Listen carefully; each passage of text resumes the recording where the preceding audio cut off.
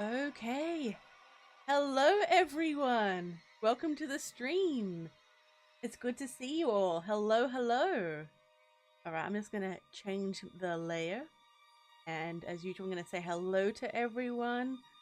Do a sound check as well. Make sure everyone can hear me. I think it's fine. But yeah, and then I'm going to bring on a lone wolf. I'm going to transfer that. My stomach's growling. That's... So I refreshed it, so I missed the earlier questions, so I apologize in advance. But feel free to ask them again.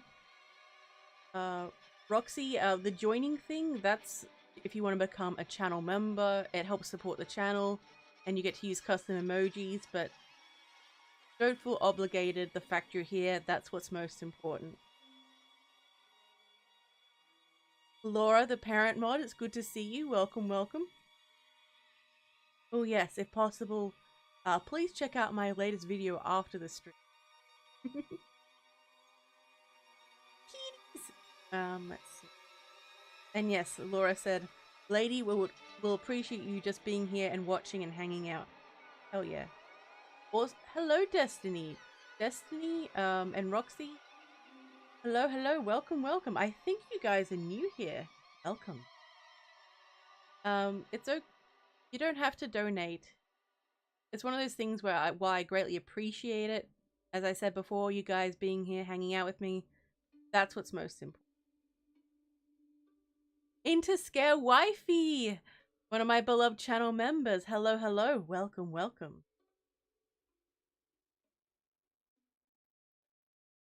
Hello, Sharon. Yes, another of my channel members. It's good to see you guys. Welcome, welcome.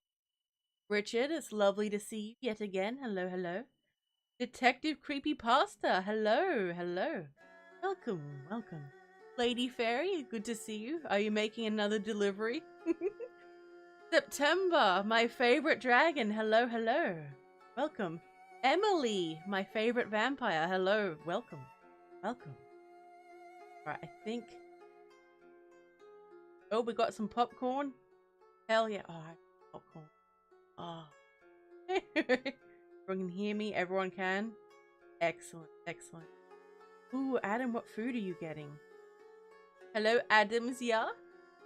The day where Adam gets the potato bake? Probably not. Hello, Entropic, welcome. Yes, Lady Buffaria. Look, I need to work out. Hello, SJ, welcome, welcome. So, without further ado, Lone Wolf, unmute yourself, please. Say hello. What's up, guys? Can you all hear me? Hear you. But I would ask how you are, but I will make sure they can hear you first.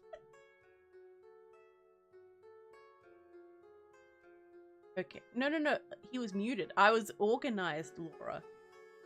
I know it's very, it's very rare, but I am getting better. I'm getting more organized. But yeah. Okay, it looks like they can hear you.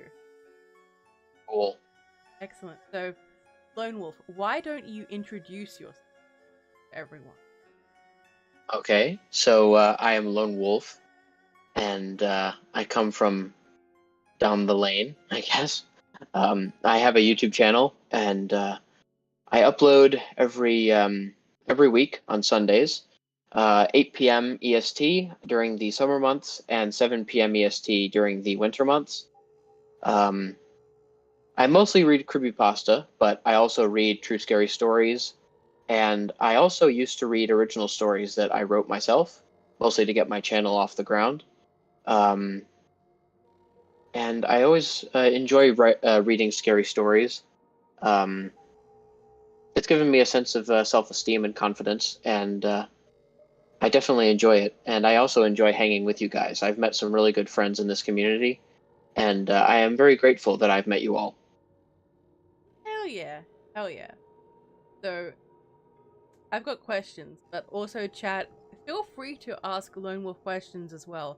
Make sure you tag us both so it's easier for us to see it as well, because I miss things. So, Lone Wolf, your interrogation begins. Go easy on me. I bruise like a summer peach.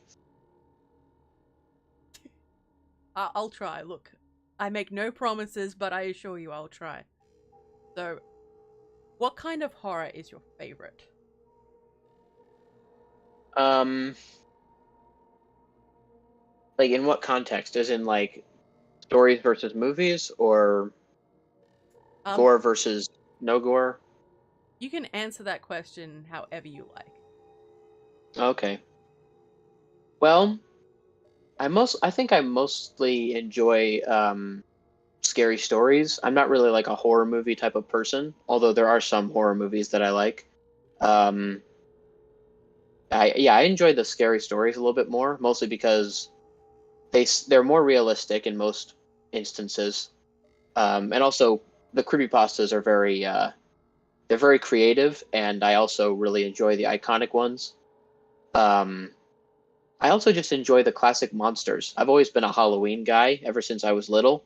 Um, yeah, and I would always make a point of dressing up as a monster every Halloween instead of a superhero or a cowboy or whatever. Um, and I also dreamed about making a haunted house. Nice. So, I have been curious for quite a while, and I'm pretty sure other people have been as well. But why did you decide to, be the lone wolf? Well, I decided to become a narrator in college after COVID hit because before COVID hit, I We, was we don't into the horror narrator community. Sorry, were you going to say something? we don't say the C word. It's global issue. That's alright. It's fine. Just keep going. Oh, okay. For a second, I thought, did I say something wrong? Yeah, it's alright. Um, well, anyway, so I've been interested in the horror narrator genre of YouTube since high school, ever since a friend of mine introduced it to me in freshman year. It was kind of like one of those things where it was like one of those instances where you never knew you needed something until you had it, and then it was like, how could I have gone through life without this? And through high school, I was like binging the horror narrator community videos, mostly the true scary stories, because that's what I liked at the time. Mm. Um, and the whole time I wanted to read stories like that myself, but I always thought that for one thing, I didn't know how to begin because I'm not very tech savvy. Um, but also, I felt like my family would react negatively because of some of the stuff that we talk about is very R-rated and X-rated, especially some of the creepypastas like the Russian sleep experiment. You know I love that one. that I like that one too. But when I first heard it, I was like, that's disgusting. And I thought to myself, like in no way would I ever read that story because it was too gross and it was too graphic and it was just not my type. And then I ended up reading it a few years later. Um, but yeah, but then after I went to college and then when the pandemic started, uh, I was kind of bored, and because I had put those thoughts away because of college. Um, but when the pandemic hit, I was kind of bored and I started thinking about it again. And I was like, you know what? Why don't I start? Because I was 18 at the time. I was 19, and so I was technically a legal adult. So I was like, Why don't I do it? And I told my parents about it, and they were really, really supportive. And the rest is history. Nice. Oh, Widow BB! Thank you, Widow BB. I'm doing a little heart with my fingers at the screen. Thank you so much, Fearsome. Okay, sorry, I didn't mean for the alert to interrupt you. That's okay. Alright, so I'm just gonna check the chat. So Detective says, I love you both guys so much. Right back at Thanks, you. detective. Destiny says, my Discord got over 200 and 47 notifications? Destiny? What?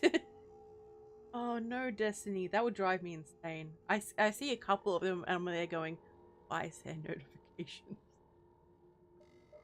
And Laura said, just remove the iron rod for the rolled up newspaper this time, mate. God damn, Laura.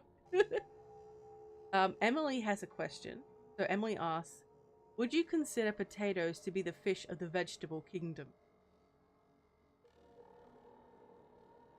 I have no idea. I don't know. I'm more of a meat eater anyway, so I don't normally think of vegetables. But I guess it would be considered the fish of the vegetable kingdom because, from what I've heard, they can't really feel anything. Oh. So long as I get hash brown. Then it's all good. For Ooh, me, it's as long as I get French fries. okay. Okay, you can have the French fries, and I'll have the hash brown. Deal. All right. So Adam asks, is there a law reason why you don't have a pack? Well, I do have a pack now, but it's more made up of you guys than it is of other wolves. But I guess I just went with that alias just because lone wolf is a very universal term. And also I'm the animal guy. I love animals ever since I was little. They were my first interest. And also I always enjoyed werewolf howls that they use in horror movies and things, or like in haunted houses. Because aside from the traditional monsters, I also enjoyed looking at the animals that are associated with horror, like spiders and bats and owls. But for me, I felt like wolves were the most interesting, or the coolest of those ones. So I decided to base my channel off of that because I love animals and I love horror. So I feel like my alias as Lone Wolf was a good combination of the two. Nice.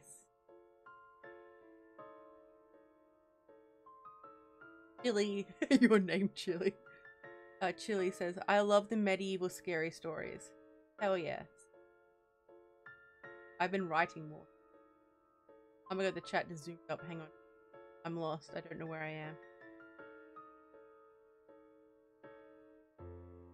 Oh yes, I have a Discord if anyone I join. I have been more active in it lately too, so why not pop in? Talk. You can look at memes. I just post memes.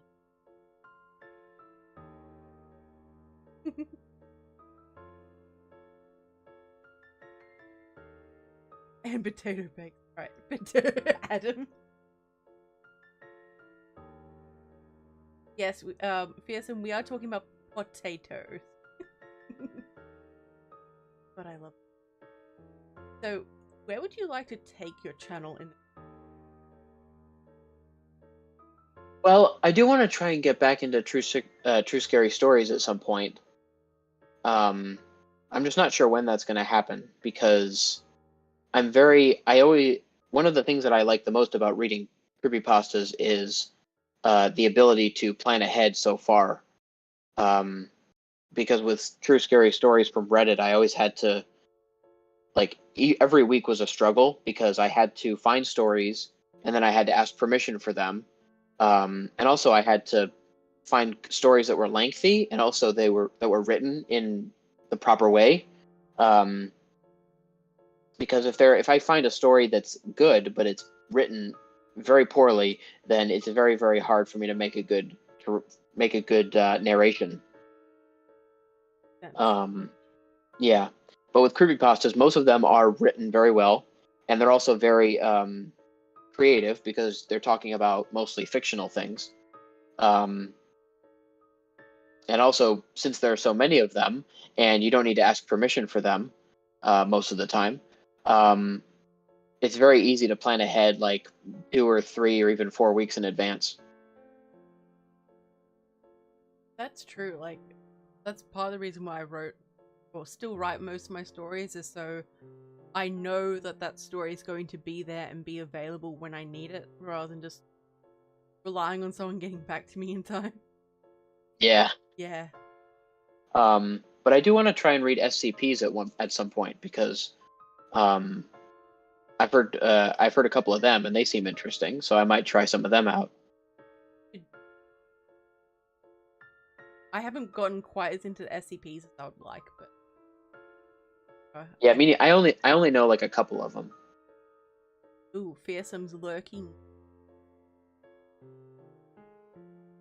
Woody would like to know, since you start off watching true stories, you still watch channels that feature true stories like Chilling Scares, Nightmare Files, and Mr. Nightmare? Who asked that? The Woody. Oh, okay. Oh yeah, I definitely do. Mr. Nightmare especially. He was my first narrator that I found, or that was introduced to me, and he is my all-time favorite. Yeah, I narrate creepypastas on my channel, but I still enjoy the true scary stories, and those are the ones that I oftentimes listen to when I'm just hanging out.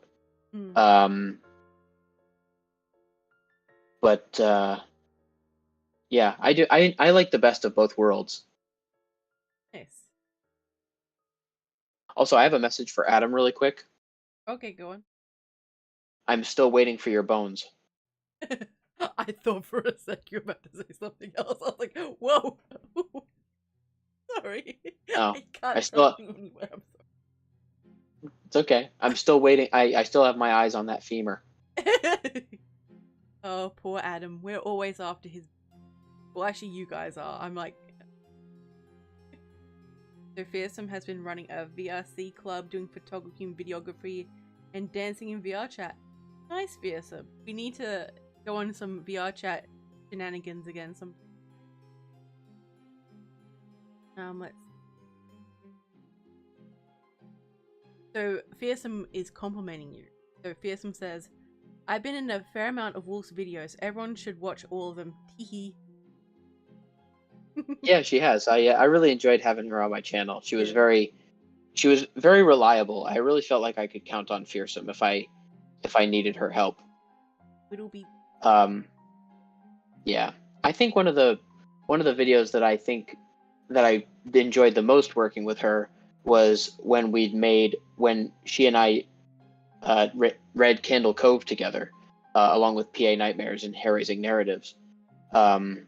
That one was a good one. I really enjoyed reading that one.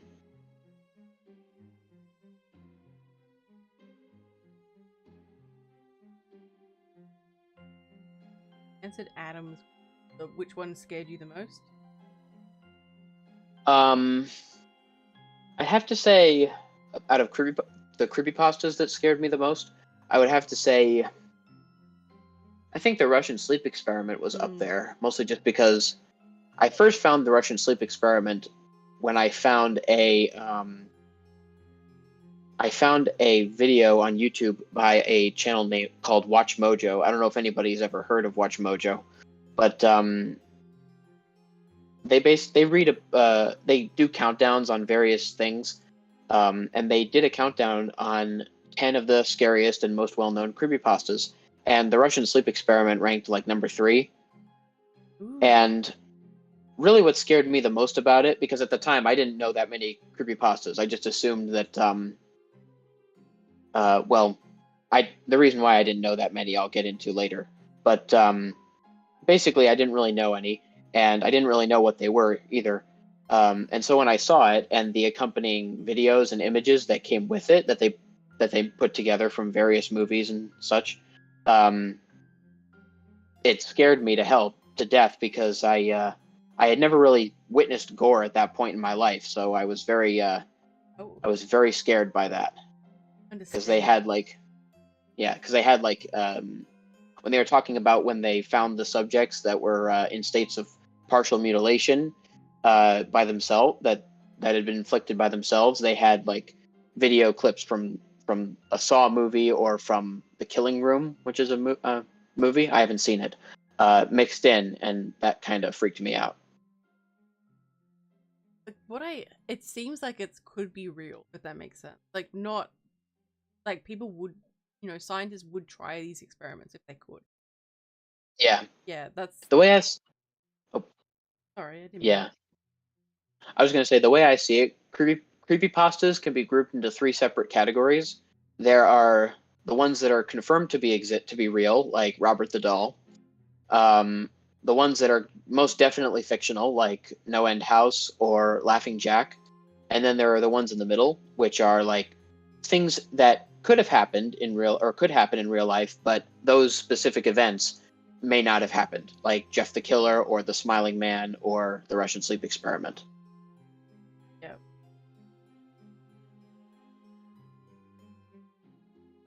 Ooh, you've got another question. So, Richard asks, "Who are your favorite horror authors from yesteryear?"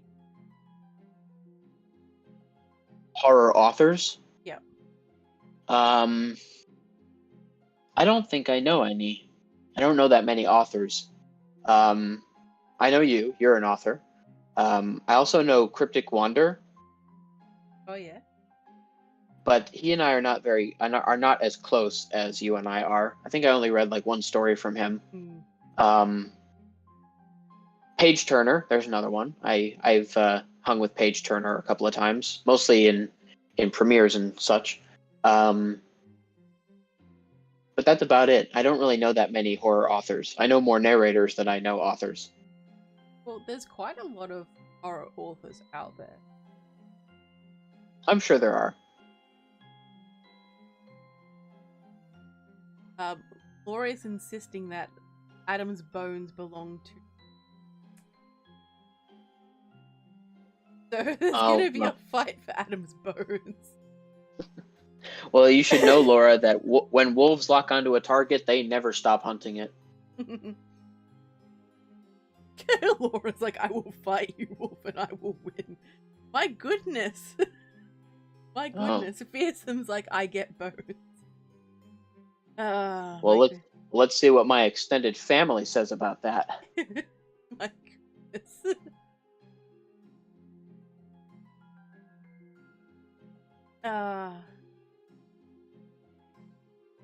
Hello for the lols. Welcome, welcome. Interscare wifey, I'm doing good. How is everyone doing? I forgot to ask. Also, Lone Wolf, how are you doing? I'm doing good. Excellent. Excellent. Just chillaxing. Hell yeah. Ooh, Detective Creepypasta says, "I work with Wolf and he is one of the best narrators I've worked with." Oh, stop. You're making me blush.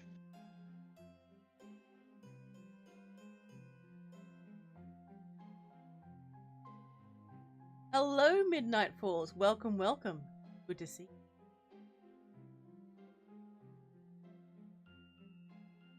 Ooh, so, oh my god, did it zoom me. So SJ has got a cool question, and I'm pretty sure you're going to get in on this one. So, do you have a favorite cryptid? Oh, well, I like a lot of cryptids. I've heard of quite a few. I'd have to say my favorite would have to be ghosts, mostly just because they are the most popular, at least from what I've seen. There's like the most evidence surrounding them. There are like a lot of TV shows and movies based on them. So for me, I would say spirits would be my number one. Nice. So, have you ever seen a ghost or had any paranormal experiences or anything like No, darn it. that? But you want to. I do want to. I want to so bad. I've tried to seek it, but it's never really worked out. I have been to a few haunted locations, but nothing has really happened. Oh, which haunted location been to? Well, I went to Slater Mill, which is in Pawtucket, because if you guys, for those of you who don't know, I live in the Ocean State. I live in Rhode Island in America. And Slater Mill is an old textile factory that is like a half hour, 45 minutes away from where I live. Um, and it I think it was the first water powered cotton mill in America. And it's basically haunted by its history because it dabbled in child labor, and there were a lot of accidents and a lot of people died, mostly children. Um, so they say that the spirits of children and also adults wander around the factory playing tricks on people. Oh my god. That's so that's pretty scary. So where else have you? You said you've been to quite a few places. Yeah, not like a ton of them, but I've been to a couple. Like I mostly places that are around my that are near where I live. Like I went to the Lizzie Borden Bed and Breakfast in Fall River, Mass. Ooh, Um, nice. yeah, I also went to my goodness. I went to a place in Ashland. It's a restaurant in Ashland. It's called Captain Stone's Public House. It used to be an inn on the Underground Railroad, and there were a few accidents and deaths that happened in that building. Um, I only went there for for a meal, and then I walked around the upstairs, but I didn't see anything because it was in the middle of the day. Okay. Yeah. Although something very close to paranormal activity did happen to me once. Um, well, more like it happened to a friend of mine, and I was in the room. Um, I was at Slater Mill on a haunted tour, and we were on the factory floor, and it was me, two of my friends, and the tour guide, along with a few other people. And one of my friends who was with me told the tour guide and everyone else that he felt something wrapping around his leg, and his leg felt very stiff when he tried to move it. Oh god. Very unsettling. It was, but for me, it wasn't scary at all. It was exhilarating. Oh, nice. Well, not in like a creepy kind of way, but just because I'm so interested in this type of stuff that my interest it kind of ebbs away at the fear. So I'm not as scared by this stuff as other people would be. I'm more fascinated by it than scared. Makes sense.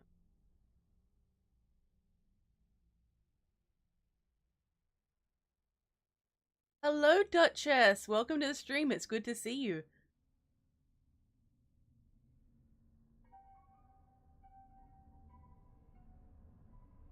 Laura asks, do ghosts count as cryptids though? I like to think so, because they are paranormal.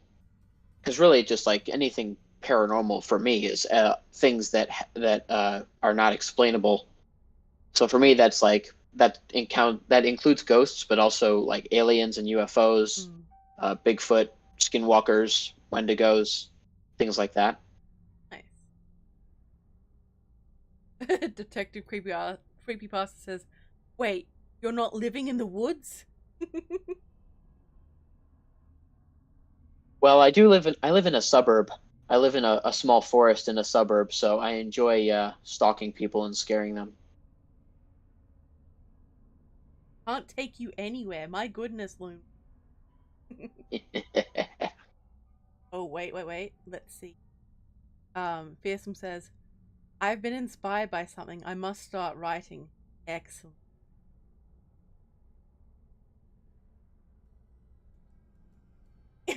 Detective Creepypasta. Lone Wolf when he's getting choked by ghosts. Whoa. Oh my goodness. Hello, Magnetar. Welcome. It's good to see you. Duchess says, Lady Spookaria and Lone Wolf, two of my favorites. Hell yeah. Oh, doing little Thanks, heart thing. Duchess. Hope you're doing good, Duchess. So, so you say you used to write stories. What kind of horror stories did you enjoy writing? Well, I mostly wrote scary stories. Like I wanted to say true scary stories, but obviously not because they're not true. But they're like true scary stories, except they were written by me. Okay. Um, but basically, it was kind of like I said before. I mainly did it just to get my channel to give my channel a foothold, but um, but I basically stopped doing it once I figured out how to read stories from Reddit, and also once I started gaining a few friends in the community, because Miss Creepy Tales was the first person to really take me on. Um, and once she started introducing me to people, I felt more confident. And once I learned how to get stories from Reddit, I started switching over to that just because I found those stories a bit more interesting. Um, and also with the true scary stories, I found myself just kind of like recycling parts from stories that I've heard, because a lot of those scary stories are very similar to each other in a way, because they all have the same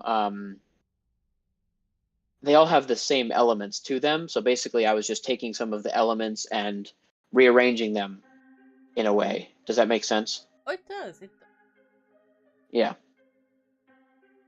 Um, but I did write a few stories that were purely fictional, and I wrote like four. I wrote four scary stories that were not based on true events that I read on YouTube or that I watched on YouTube.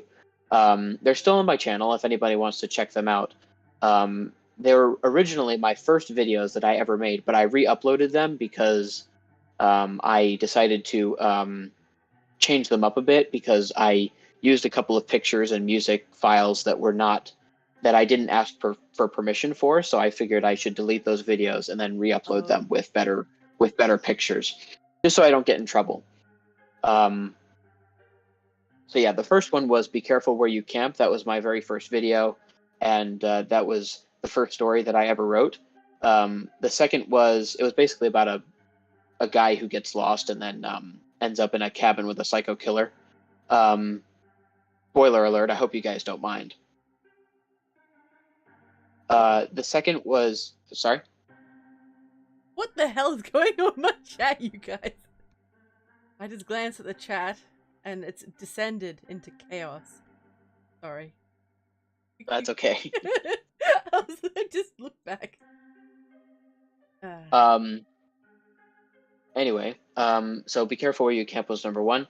The second was I called it "The House with Multiple Personalities." It's about someone who stays in a house that's haunted by multiple spirits. The third is "Shapeshifter." It's about somebody who gets stalked by a skinwalker. And then the fourth story was called "Creature of the Deep," I think. It was about a group of people who went to the Everglades on vacation, and then they were stalked by this cryptid monster. It was basically just a monster that I made up. It wasn't like anything anybody had ever seen. It was kind of like almost like the traditional swamp monster, covered in seaweed and algae, glowing eyes, tentacles, things like that. Nice. Gonna have to dig through your archive. I hope you like the videos that I have. Although I don't normally watch those videos just because they were so early. They were made so long ago, back when I was still a pup. So I kind of have grown past it. I've gotten a little bit more. I've gained a bit more savvy. I ignore my old videos. They don't exist. We don't talk about them. I'm kidding.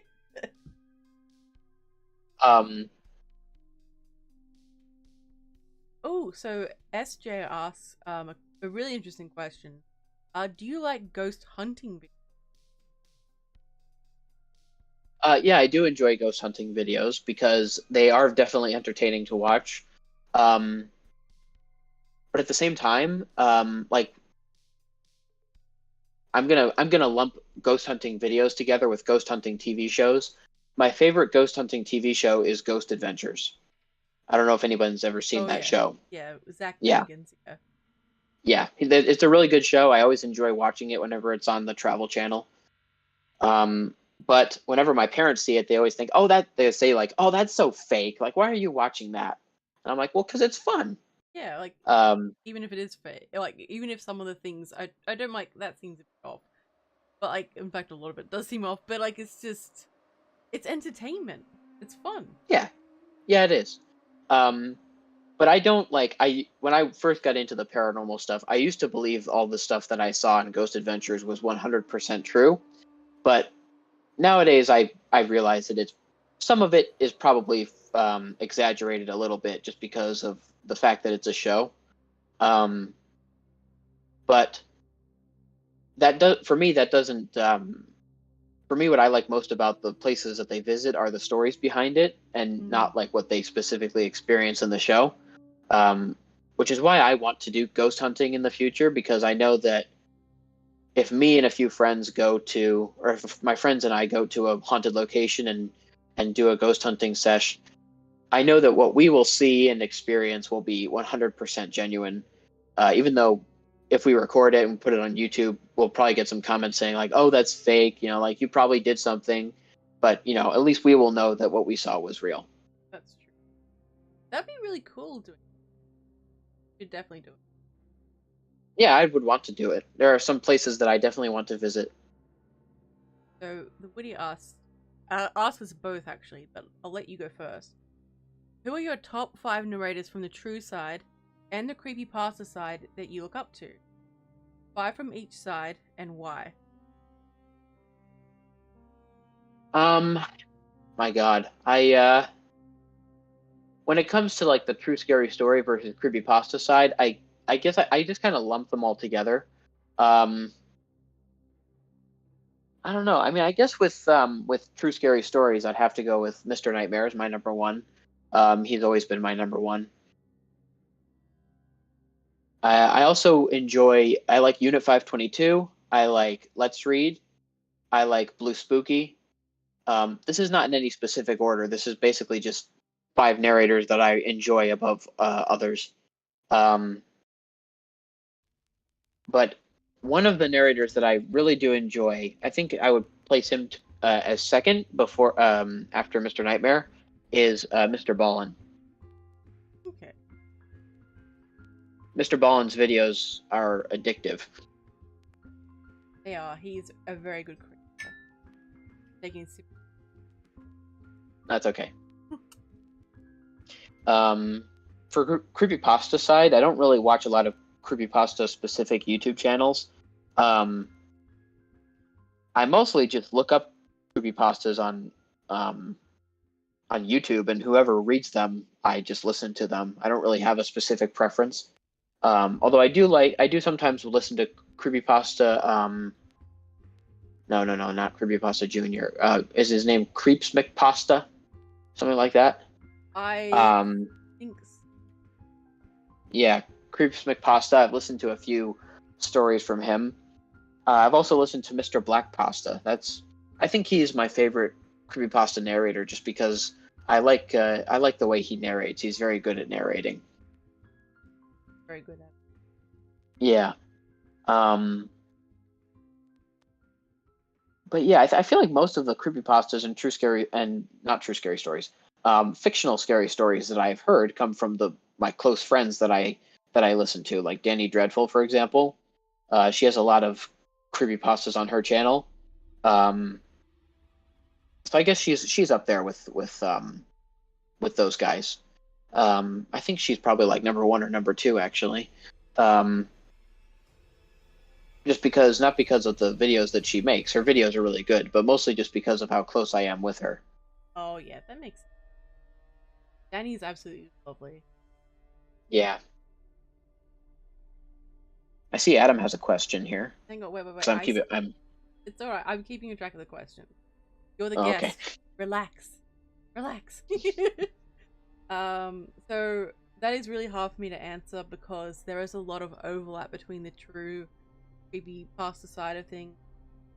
I can't pick. I think a lot of people have different talents and different takes on things, and I don't know, like it depends on my mood too. Sometimes I want to be scared. Sometimes I want to just have like something in the background where I can just listen to. It varies. Magneta's like, I'm about to go back to a family dinner. Oh no. Let's see. Oh wait. Adam has wait. Adam says, question for both. Do you have any collab goals this I'm sure I'll come up with some, but for now, I'm mostly doing singles because after my big Halloween video, I'm a bit burned out as far as collabs go. Um, I really like how that video came out, but it was a doozy to put together. Oh yeah, I remember my birthday. Um, I haven't seen that video yet. I have to check. I'm gonna have to check it out soon. Um, but you did really well with your story, lady. Yeah, I I think I picked a really good choice for the Russian sleep experiment. You did. That was my favorite. That's well, sorry. That is my favorite creepypasta. At least the Yeah, ones that I I've written. yeah I Yeah, I remember shortly after I told you, I was like, I want you to read the Russian sleep experiment for me. I noticed that shortly after I told you about it and convinced you to do it for me, I noticed that you've read it on your channel as well. Yep. I like to think it was, I mean, I may be wrong in saying this, but I like to think that it was because of me that you got the confidence to read it. Oh, it definitely helped. Like, it definitely helped. It was very enjoyable. I can get very stuck on like doing my own stories, so it's nice to be able to branch out. And it's also it was my, I think it was the first creepypasta I read as well. So it's got a very dear place in my. Thank you. Yeah, you're welcome. Um, and also, it's like when I was thinking of that, because I first started thinking about that video in November of 2021. So it was a long time in the making. Um, and I was thinking about the different creepypastas that I could use, and I was like, at first I was like, oh, I'm not sure if I should use the Russian sleep experiment because of what I said before. I thought it was really, really messy. And for that reason, I wasn't even sure if I wanted to have it on my channel in the first place because I felt like if I put it on my channel and then Susan saw it or whoever is in charge of YouTube saw it, they would think like, who is this guy and why is he talking about gross stuff on YouTube? Um, but I think like during the stream when you mentioned that it was your favorite creepypasta of all time. I thought to myself, well, I do definitely want Lady on this collab with me, and then I was like, you know what? I think that I'm going to bring the Russian sleep experiment on because it might be gross, but it is a very iconic story, and I think I'm going to have Lady read it because um, I want to give her that chance. Hell yeah. So with my collab goals this year, I'm going to be collabing a lot more with people. Um, so my goal for this year is 3 videos per week. I did 2 last week, so I fell short, but I'm gonna get back on the horse. So expect more content, people. But yeah, I will be hitting up more people for collabs.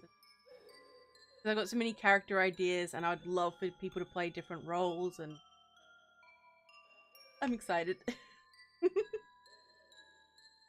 Mag says, "Collab with me, babies," and Detective Creepypasta says, "I'd love to collab too."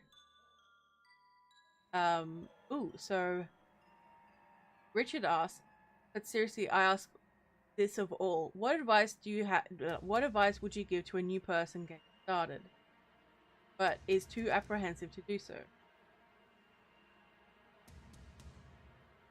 I think I would say, well,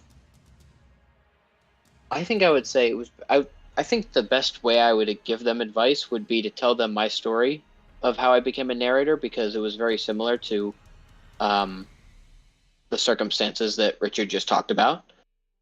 Because with me, I wanted to do it, but I was a bit reluctant because mostly because of the people surrounding me, and I wasn't sure if they would approve. But I eventually did it, and I'm very glad that I did it because it got me some very good friends, and it also gave me something to well, not the only thing, but it gave me something to feel proud about and to brag about. Um, so I think it was. I think the advice that I would give them would be, you know, like try not to think about it too much. Just just put something together that you think is really good and put it out there and see what happens. And I'm sure that there will be some people that will really appreciate what you have. That is true. I agree with that. Thank you so much, Hopeful. I'm doing a little love heart with my fingers at the screen. Thank you so much. Thank you. I'm doing good. I hope you're doing good too. Right, where was I up to? It's like an endless battle, fighting where I was.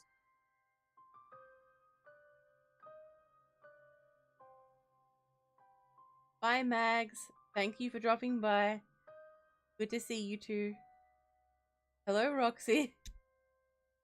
Hello, Mr. Mills. Welcome, welcome.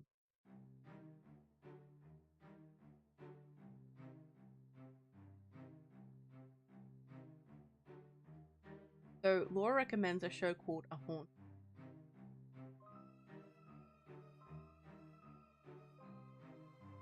Hello, Creepy Oz. Welcome, welcome. It's good. So, I'm not sure if you've played Skyrim, Lone Wolf, but Laura asks, so, Imperials or Stormcloaks, and why? Well, I'm not really a Skyrim type of person because I mean I've seen Skyrim and I do enjoy the premise of it, but I've never really played it all that much, mostly because I used to have it on my Xbox 360, but my Xbox 360 broke, so I haven't been playing it lately. And because I had it on Xbox 360, the graphics were very, very strong, so I could only play it for a few minutes before my head would hurt and I would have to stop. So I wouldn't really get very far. But I would have to say that I am a Stormcloaks type of person because watching my brother play it and watching YouTubers do like gaming vids and gaming streams where they do Stormcloak missions and also Imperial missions, I like to think that I am a Stormcloak type of person because I do enjoy. I've always been a fan of the rebellion aspect, undermining the government, in not in a fictional type of way, of course. I like how you just clarified that.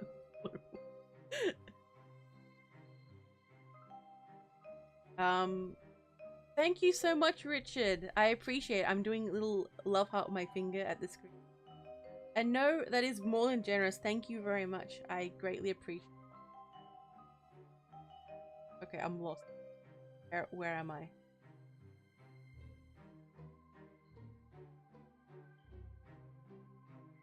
Pearson says, I used to hang out with Let's Read. Emily says, my dad is that way with anything me and my mum that isn't realistic.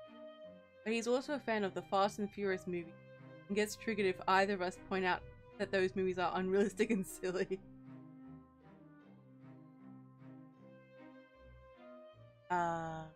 Mr. Mills asks, what's your favorite kind of creepypastas? Love me some forest stories. I think one of my all-time favorite creepypastas would have to be Abandoned by Disney. I don't know why. It's just like something about it is just very, very interesting to me. But I do tend to gravitate towards the more iconic stories anyway.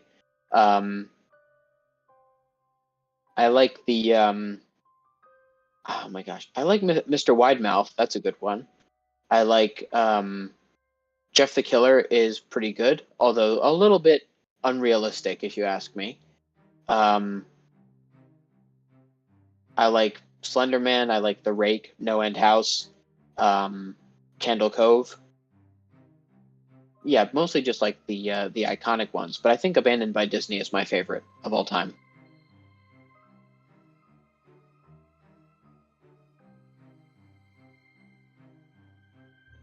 Mr. Mills asks, favorite horror series?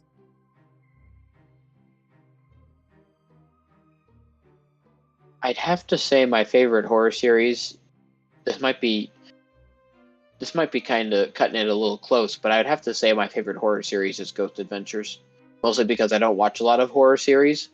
So yeah, Ghost Adventures is the best that I have. So Fearsome saying that she's seen a fair share of faceless YouTubers' faces. Nice. Oh, Emily says Mr. Black has a really nice voice, same as both of you. Thank you, Emily. Detective Cooper said, Danny, my first friend I made in the community, and she introduced me to the community. Hell yeah, Danny's a sweet. Oh yeah, she's great. Woody, I answered the question. Ooh, okay, so Creepy Oz has a question for both of us. But you are in the hot seat, Lone Wolf, so what got you into horror? Horror overall, not specifically narration. I'm in the hot seat. No wonder why I've been feeling a little toasty lately. Oh, you went there. You went there. Well done. That was a good one. I'm always the jokester. I always look for a chance to make people laugh. That's a good trait to have. To answer your question, Oz, I guess I've always been into horror even when I was a kid. I don't know if you heard what I said in the beginning of the stream, but whenever Halloween came around, I would always get excited because I always fantasized about making my house as scary as possible with all the decorations and making my own haunted house attraction or ride or whatever. I also I enjoy thinking about the traditional monsters that people see in haunted houses and related things, which is why, to that extent, I enjoy the movie Hotel Transylvania so much, because it features the traditional monsters, but also cryptids and everything in between, which I really admire. And when I was a kid, when I would go out on Halloween night, I would always dress up as a monster. I remember one year I went as a vampire, and my brother went as Spider-Man.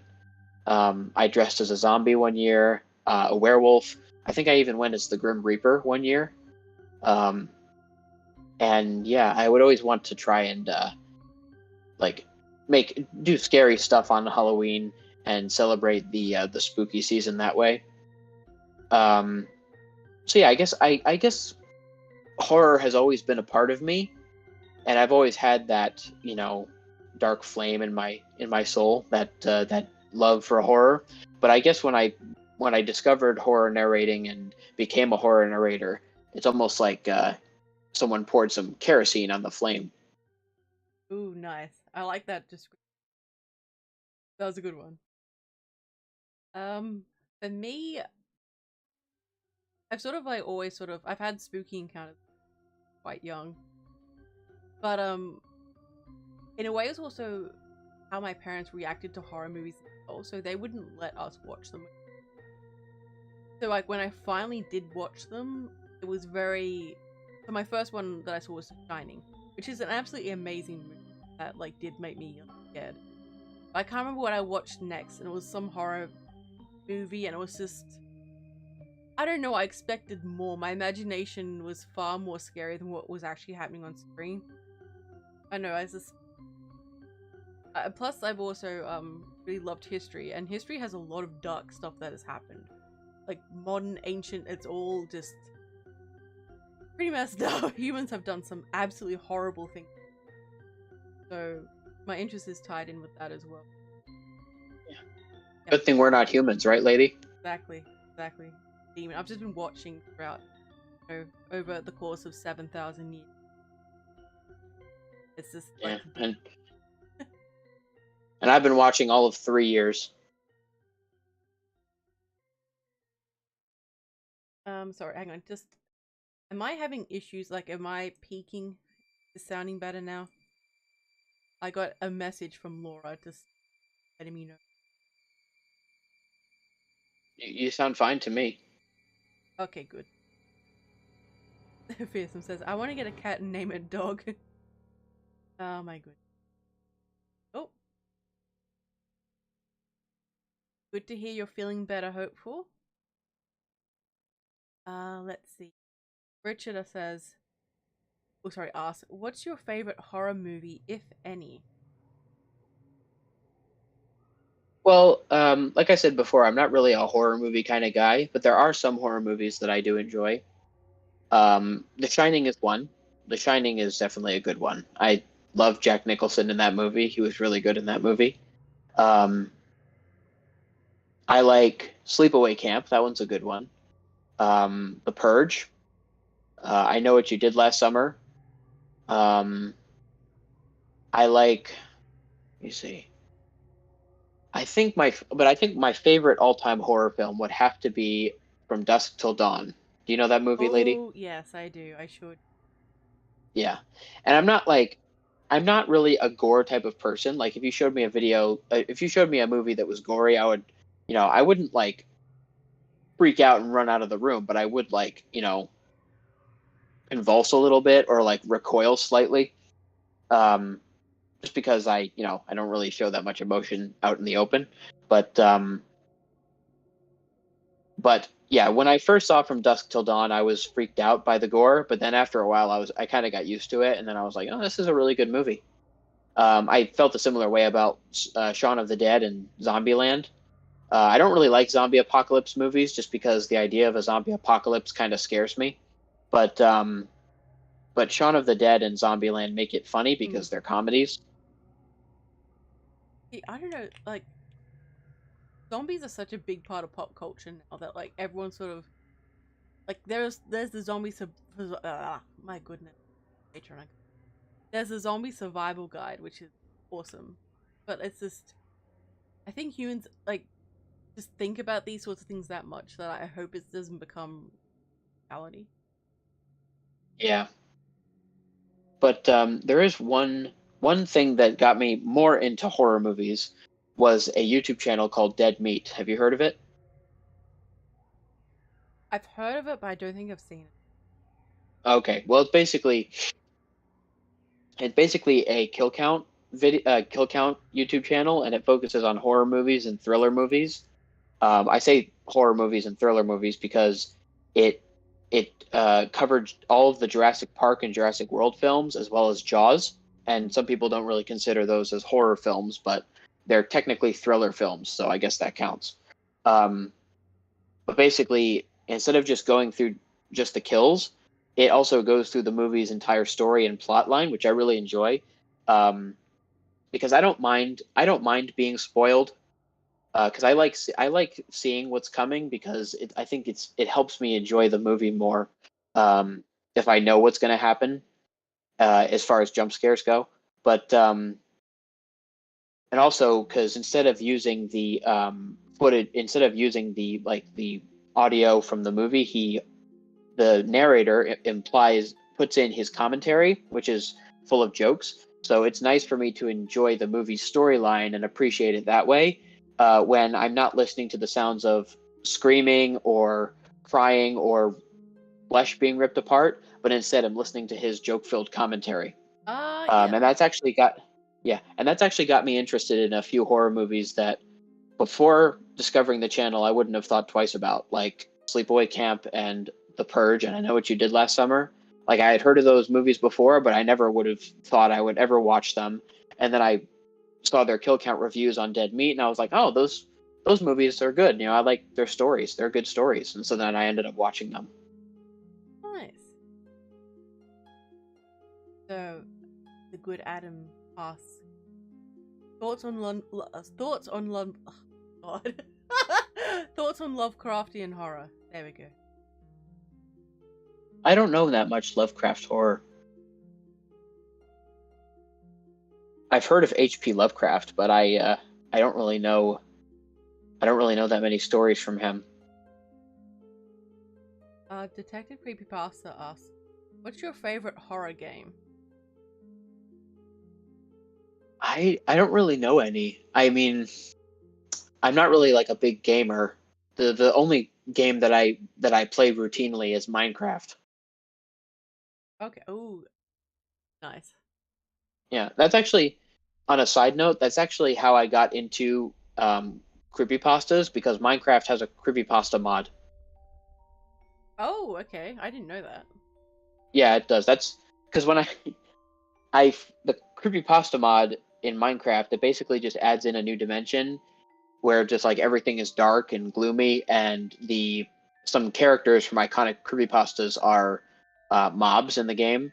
There's like Jeff the Killer, the Rake, Smile Dog, Mothman, Slenderman, Squidward from Squidward Suicide. He spawns in like villager form, and several others.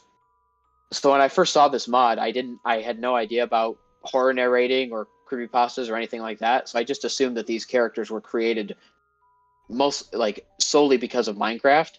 And then I found that Watch Mojo video that I told you about. And then that's when I realized, like, oh, these are actual stories and these characters are in the stories. And then I learned a few of the other stories, and then it goes from there. Nice. So SJ asks, would you rather go to the space station or the bottom of the ocean in a submarine? Probably, yeah, definitely not a sandwich. Um, I would probably go to space because, well, it's a bit of a toss-up. Both sides has their pros and cons. For me, like, I wouldn't mind going into space just because if I go into the ocean, I feel like the pressure would kind of mess with me. Mm. But at the same time, I've heard that zero gravity can make people nauseous, which is one thing that I watch out for. But no, I think going to space would be more fun than going into the ocean, just because I know that in the ocean it's very dark down there and you can't really see anything, especially towards the bottom. But in space, like, you can see the cosmos and stuff, so it's very captivating to some people. And also seeing Earth from up above, I've heard, is it's a very captivating sight. I would love. I think I'd love and hate to be at the bottom of the ocean. I don't know. But I would also. I think I'd love being in space until I'm like, oh my god, I'm in space. I want to go home. So Hopeful's been playing Metroid Prime 2. Nice. Oh, nice. Rich has been playing Red Dead Redemption 2. Liberating Ponies. Nice. Probably.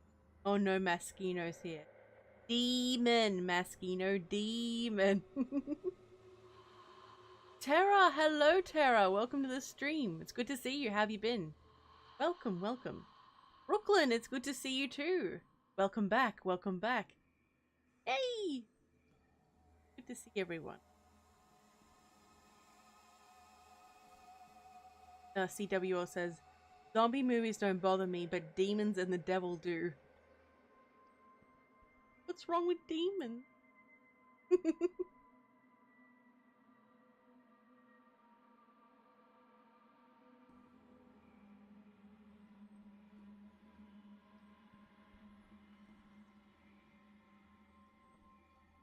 You okay, Lone Wolf? Yeah, I was just wondering if you were saying something and I just couldn't hear. Oh no. I was reading the chat. Trying to catch up with the chat. That's my life, being behind on the chat. Okay. Creepy says, not to mention Hero Brian being one of the most iconic gaming creepypastas ever. Ooh.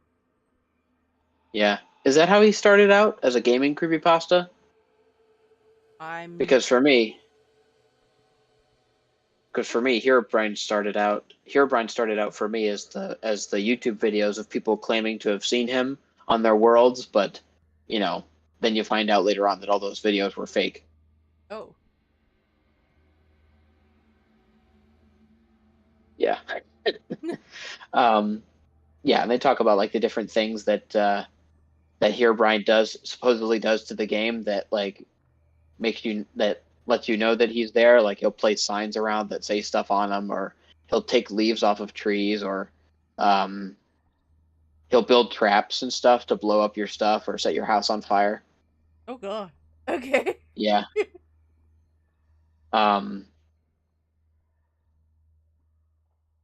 oh, that's what happened, Oz? It just turned into a creepypasta from there. Okay. That's what I thought happened, but, yeah. Yeah, so creepypasta, sorry. Creepy says, which makes it so much cooler, in my opinion. I love the pastas that are deeply rooted in reality like that. Like, the fact that they could possibly happen. I like that too. That's what makes them. Otherwise, it's just like, eh. Yeah. Also, there's one question that I want to ask everybody. just because I want to settle it for myself, just so I can, put this out of my mind. Is the Smiling Man a creepypasta, or is it an urban story? Like a true story? Ooh. I'm interested to see what the chat says about that, because that's... Because the reason I'm asking is because I've heard it in both instances. Because I first heard of the Smiling Man in a Mr. Nightmare video. He read 10 supposedly true, that's what it said in the video, 10 true scary stories from Reddit. Well, it didn't say from Reddit, but it's from Reddit. And Smiling Man was like number 8 in the countdown. It was from 10 to 1, so it ranked number 8. And so at the time, I didn't know any better. So I was like, oh, okay, that's, that could happen. But then I saw later on that it was a creepypasta, and I found it on the creepypasta wiki, so I was like, oh, okay. So why was it read as a true scary story by Mr. Nightmare? And then like a month ago, I was listening to Unit 522, and he made a video on his channel. I don't know if it was a few months ago or if it was a few years ago, but he read a group of 5 of the most popular true scary stories from Reddit, basically paying homage to all the iconic scary stories from Reddit, and the Smiling Man was one of them. And so I was like, wait a minute, is the Smiling Man a true scary story or a creepypasta? Because I've heard it both ways, and I'm not sure which is which. Let's see what the chat said. Richard says, I would say creepypasta. Detective said, I haven't heard it, so I don't know. Adam says, creepypasta. Laura says, I think he's an urban legend. Emily says, it's hard to answer. I first heard the story as a creepypasta titled The Smiling Man. Then several years later, I heard the story of the Dancing Man, which was almost exactly the same, but it was on the list of urban legends. Because I was trying to learn some of those at the time.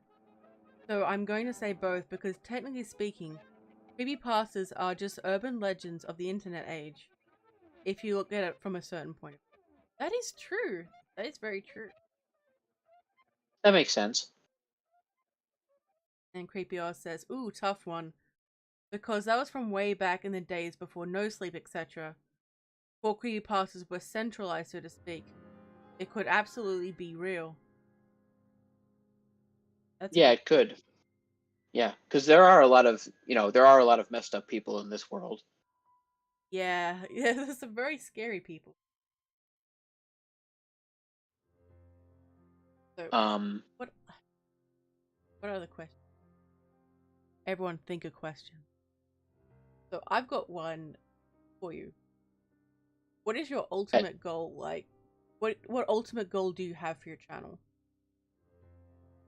Well, I do want to try and reach, well, for right now, I do want to reach 1K. Although I seem to be going towards it at like a snail's pace for some reason.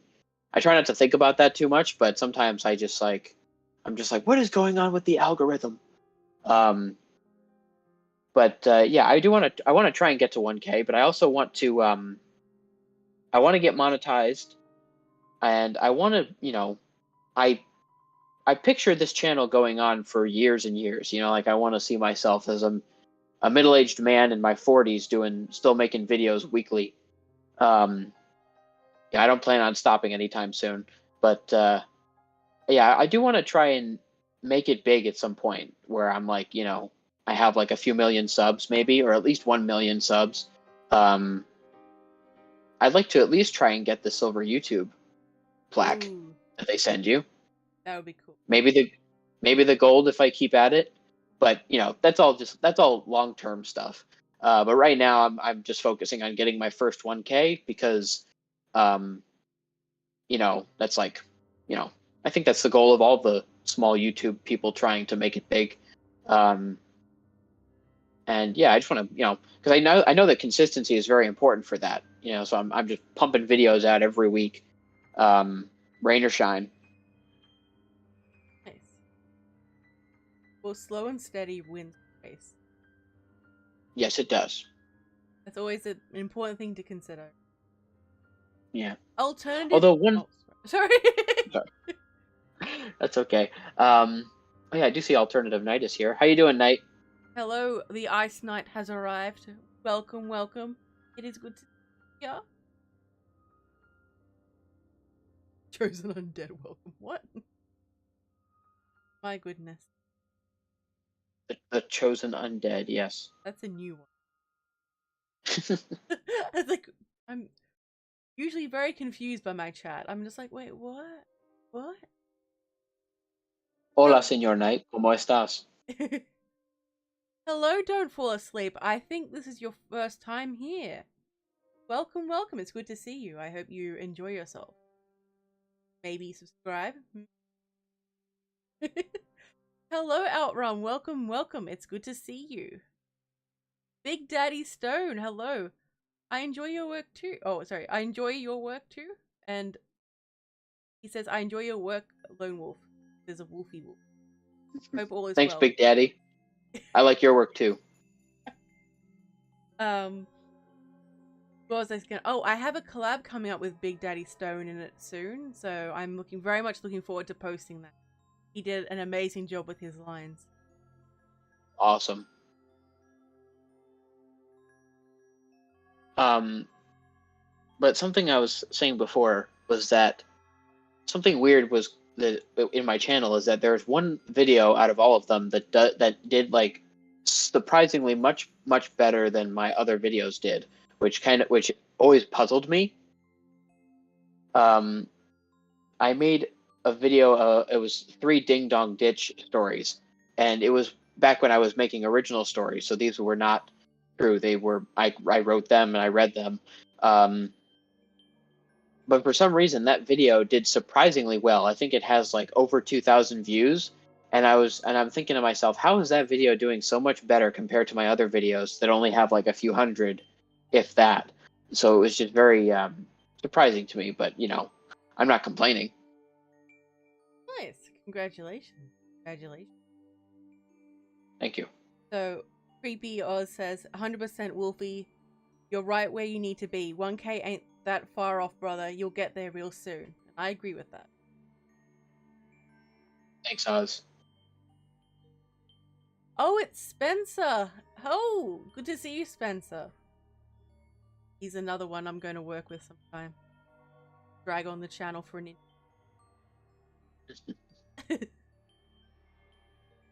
Alternative Knight says, oh my god, now I feel so extra. Alternative Knight, you are one of the most extra people I know. Oh, okay, I get you. Alright. Alright. Ooh, everyone's talking. Nice, nice friendly chat. So what do you do in your spare time when you're not narrating? Well, mostly college-related things, because I'm a senior in college right now. I have 1 semester left before I graduate. And then after that, it's off to grad school. So do you want to share what you're studying, or is that... No, I don't mind. I do. That's another thing I like to boast about to people. Is that my major in college is environmental studies, and then when I go to grad school, depending on what school I go to, I'm probably going to change it to like ecology or evolutionary biology or wildlife, fish, and conservation, or something along those lines. Basically, something that revolves around animals and learning about them and talking about them, because they're my first interest. And I also am a music minor. I'm a musician. I play percussion, which I really do enjoy. I'm part of a few. I was part of, and I still am part of a few percussion-only ensembles, which is very fun. I always enjoy playing with other percussionists.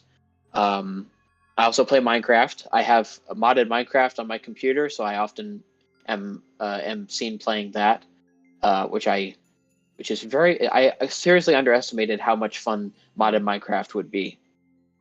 But those are the 3 things that those are the main things that I do. It's YouTube, Minecraft, playing music, or studying animals. Nice. That's really cool.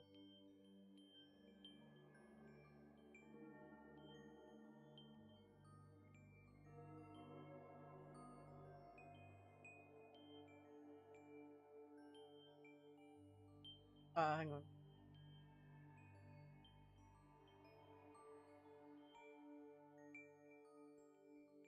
Yes, it is. College is tough. You're very dedicated to doing. Thank you. I know that because I have like, well, getting a bit personal here, but I have ADHD, and it can be a real pain sometimes. So I do work at it. So that's why I oftentimes leave early when I have homework to do, because I know that if I don't get to it soon, I'm gonna be up at like 1 or 2 in the morning doing it when I could have finished it hours ago. Um, so I try not to put homework before YouTube, because YouTube is just as important to me as school is, and I try and balance the two out. I don't like to. I try not to shunt one thing to the side if I can help it. It doesn't to me. It doesn't matter what it is. To me, it's just like everything is equal, and I want to give it an equal amount of attention. Um, but I just like to do everything in moderation, because it's like I can do homework any day of the week, but if I need to record, I can only record in my house, because if in my dorm it's too loud and the acoustics are terrible in my suite. So if I want to record, it has to be in my house when I go home on the weekends. Um, so yeah, so I can do homework during any day of the week, but I have to record during the weekend. So I do everything in moderation, basically. Makes sense. That's a good way to do it. So I've started having recording days. So days where I just record and edit and then I upload. So the new schedule has been quite intense. Especially when the cricket's making noise.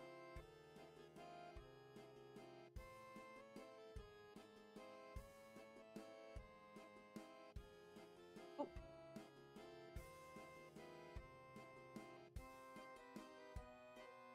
What is the longest story you've ever rated? Well, I'm not sure. I think I'd have to say Pen Pal is probably the longest story I've ever written. I mean, not written, narrated. Sorry, but that's only like if you combine all 6 parts together. Because I did because it was so large. I broke it down into 3 separate videos, and then I put them all together into one big video at the end. And so yeah, I think Pen Pal is probably the longest one I've done.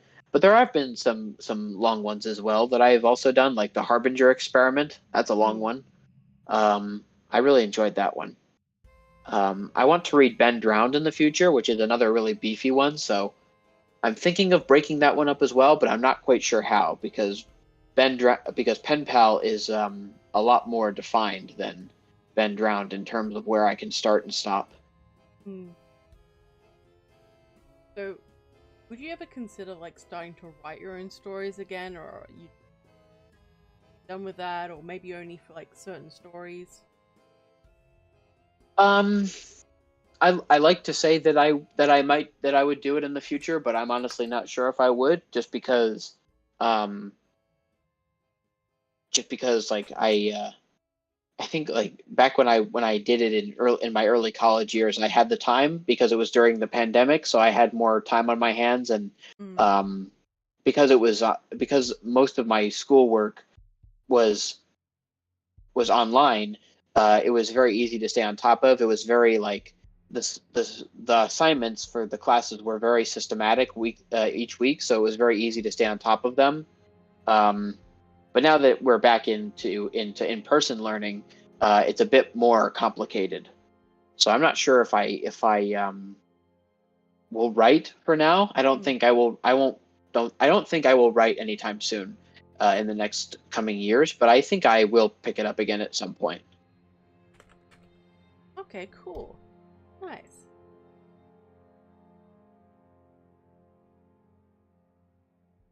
So Spencer asks or says, "Pen Pal is really long, isn't it? I haven't heard it yet." Yeah, it is long. It is definitely long. It's broken up into 6 individual stories, um, which is very nice because it's like it's very easy to figure out where you like how to break it down so it's not as so that it's a little bit more tolerable in terms of making it and recording it. But yeah, it is a good story. It's a bit sad for me, but I do enjoy it. I did enjoy reading it.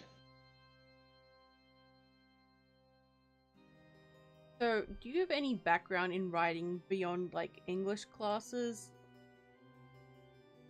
or is it I just a mean, passion? I guess it is just kind of like, I mean, I've never really been like I never really viewed writing as like a passion of mine. It was more just like a hobby that I did. But I've always found myself to be just like a naturally good writer, because I would have like some classes that would have me do writing assignments or speeches or things like that. Um, and I always put together some really good stuff. I got good grades in those classes. So when I first got started as a YouTuber, I was like, well, I am good at writing things, so why don't I write my first story?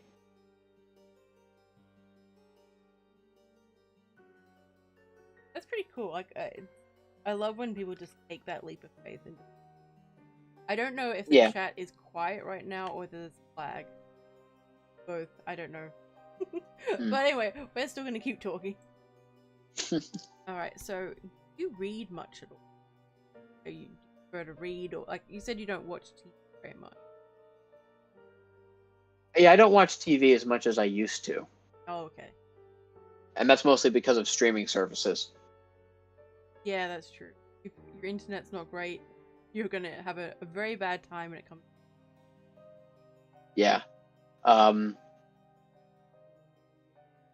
when it's like when it comes to streaming, mostly just because I don't really do it, mostly because I don't really know how. I've only done like one stream on my channel. Um, and that was like a year ago for New Year's Day. Um,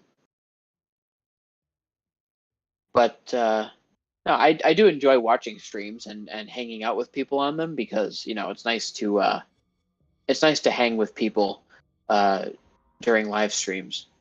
It is fun. I really. Um, but yeah, but it's like with TV, it's like I said, with streaming services like Disney Plus or like Netflix. I don't Mm. have Netflix, but there's that's an example. Um, where you can access shows like that without watching them on TV. You can just do that, and I feel like people are switching to that more than just watching TV. That's true. Like, I think cable has a lot to catch up with. Cable, pardon me. Try not to hiccup. Yeah. Um,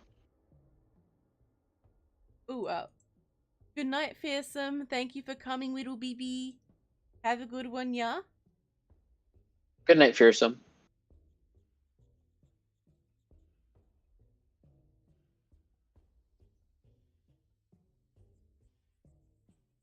The Hopeful says the only class I made straight A's was in English because of the writing assignments. Even the crappy formal essay assignments, I made straight A's. Hell yeah. Ooh, Creepypasta. Oh, sorry. Detective Creepypasta asks, what are your fave shows currently? Currently, as in shows currently being made, or just in this point in time? Either or. Okay, because I mostly aim towards the old-fashioned shows that were made in like the '90s, which is another reason why I don't watch TV all that much, because those shows aren't on TV as much. Um, but I have to say my favorite show would have to be Family Matters. So Do you what do know you? that show? It sounds familiar. Well, it's basically about a family who lives in Chicago. Um, it's like one of those reality shows.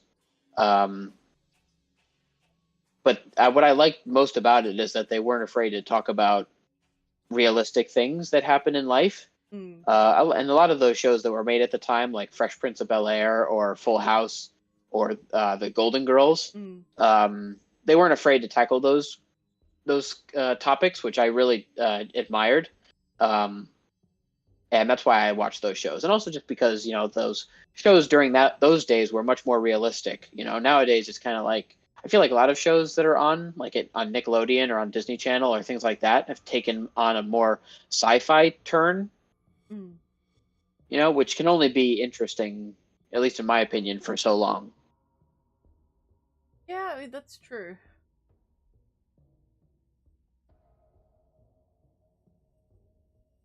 I don't know, like I've noticed that like I tend to watch Netflix and I don't seem to have the patience to wait for next week anymore. I tend to just want to like binge shows. Yeah. Um, and that's another reason why I like streaming services more than TV, because with TV they have the episodes scattered randomly, so it's very hard to stay with the story if you don't know the show. Um, which in my experience kind of cramps my ability to like the show for what it is. So then once I start binging it and I get the whole story, I'm like, oh, this is a really good show, and then then I get to admire it as uh, I admire it more. Like you can focus on it. You can really enjoy it. Yeah. Okay, bye SJ. Thank you very much for coming. It is greatly appreciated. Have a good night, SJ. Got a question. Um, do you think your future career will affect what kind of stories you write? I don't think so, because um, because I don't think there are many scary stories that revolve around animals. At least not the ones that are non-horror related. Um, I think like I'll still be doing like creepypastas and true scary stories mostly, but yeah, I'm not. It's kind of hard to say now because I'm not really doing it, but I'm sure. I feel like if I once my future comes and I get a career for myself, things may change.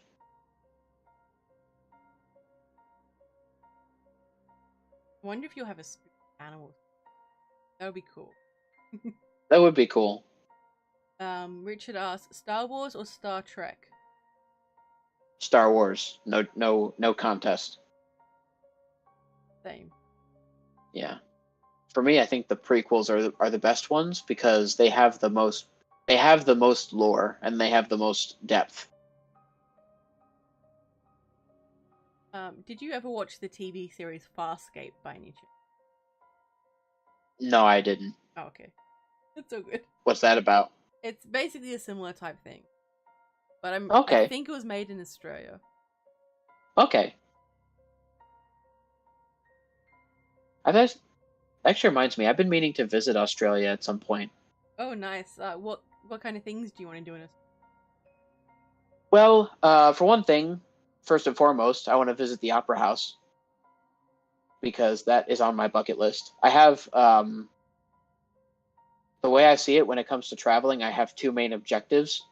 Um, First is just to check out all of the major countries and cities. Um, and then the second is to look at all the major design marvels. So I would want to travel to Australia to see Sydney and to see the Opera House, but also I just want to look at the to check out like what the vibe is in there, because I've seen a few Australia-based TV series and movies in the past, and some of them were in the coastal areas where there's like a lot of surfing and tropical stuff, which is what I really enjoy. I'm really into summer and the tropics, so uh, I would be gravitated towards a place like that. Not necessarily living there, but I would definitely visit and meet a few people in Australia, see what the life is like over there. So it sounds like you'd probably really enjoy Queensland because it sounds very like what you're into. Yeah. Very beachy. Um, just beachy. Yeah, beachy. um, yeah, I don't really know that many places in Australia other than Sydney. I've heard of a few, like I know of the Outback and stuff, but um, but I don't know that many major cities or towns. So our capital city is called Canberra, and Okay. it's basically in the middle of New South Wales. So that's my state that I'm. And it's between the cities of Sydney and Melbourne. And Okay. because there was a rivalry between the two cities back in the day, because one was founded by convicts, one was settled by free settlers, and they were so that's why they just like stuck it halfway. Yep, little Oh, historical Aussie fact for everyone. Well, welcome. You're all welcome. nice. That actually kind of reminds me of how Rhode Island was founded. Oh, really? I didn't know that. Well, Rhode Island was one of the original colonies, but in the beginning, it was, I'm pretty sure it was nicknamed Rogues Island because back then not that many people went over there aside from just criminals and lowlifes. So they kind of just viewed that as like the trash dump of the colonies, but now it's a nice place. Okay, I did not know that. Adam asks, which member of the Adams family do you think you're most like? I don't know if he's asking both of us, but I'm just. Oh, I don't know. I don't know. I feel like I mean, I like Gomez because he's very sophisticated, and so is Morticia. But Uncle Fester is more of the jokey type. Hmm. Also, I would like to make a clarification here. I'm not referring to the Adams Family movies that are coming out, or that came out in the past. I'm referring to the original TV series because that's what I enjoy most. Because I don't know, I haven't seen that much from the Adams Family movies that came out, but from what I've seen, it seems like they just made the Adams Family kind of look like they were like, you know, dull and just like all about horror and gloom. But in the TV series, they were very welcoming and very sweet. But they just had like they just had lived a lifestyle that most people would consider weird. Yeah, I have noticed that the light-hearted sort of behavior has isn't in the most recent Wednesday. Or even though I really enjoyed the TV series, it's not there anymore. But I don't know. They just seem to just embrace how spooky and kooky and weird they were. Like it was just, but they were very happy with it. Like Yeah, that's how I always saw it. But in yeah. terms of which, I, oh, I was gonna say I also really enjoy when they talk about the extended family. You know, oh yeah, yeah. they have I quite the remember when family Uncle. tree. Oh sorry. Oh, that's No, okay. go on, go on. I was gonna say I remember when Uncle Fester was talking to this one guy. There was this person who came over and he was talking to Uncle Fester and he said, I almost got wiped out by a ray gun. And Uncle Fester said, oh, that Pugsley, such a show off. That's how we lost Cousin Creep. There he was, giggling and laughing, and then suddenly there he wasn't, still giggling and laughing. It was kind of eerie, but that was old Creepy. Like I don't know. Like I think the family like some form of undead because the things that they do to each other, like they drink poison in some episodes, some of the movies. Like Yeah. yeah, so it's like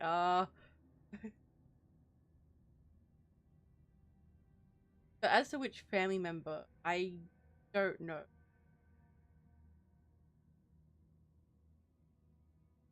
So Alternative Night says I've been to the opera house actually. Me too, actually. I have as well.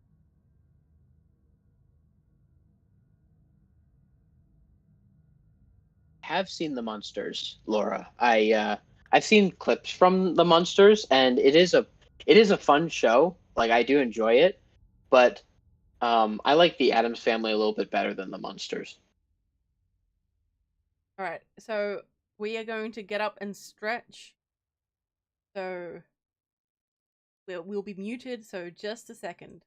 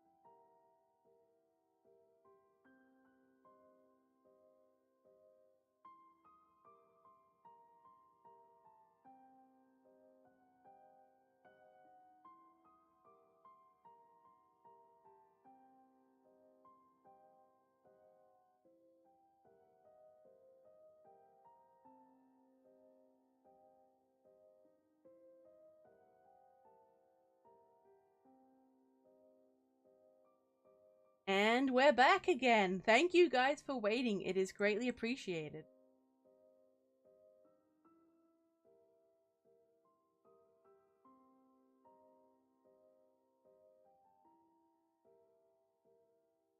I knew you knew the story of Canberra alternative. I know. That is true. Wednesday was a ball of sunshine. Hello. Yeah, she was. Sorry. Hello, Rooster. Welcome to the stream. Good to see you. Hello, hello.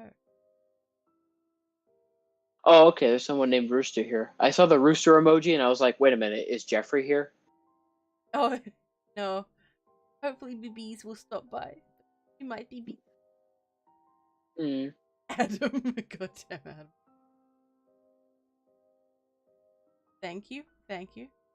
I was so confused for a split second. I'm like, why is everyone saying welcome back? Oh, no. As you guys can tell, that my coffee, I'm still drinking it, but it is wearing off a little bit. I'll pick up in probably about a couple of minutes, but yeah. So feel free to ask more questions. Lone Wolf, when is your next video coming out?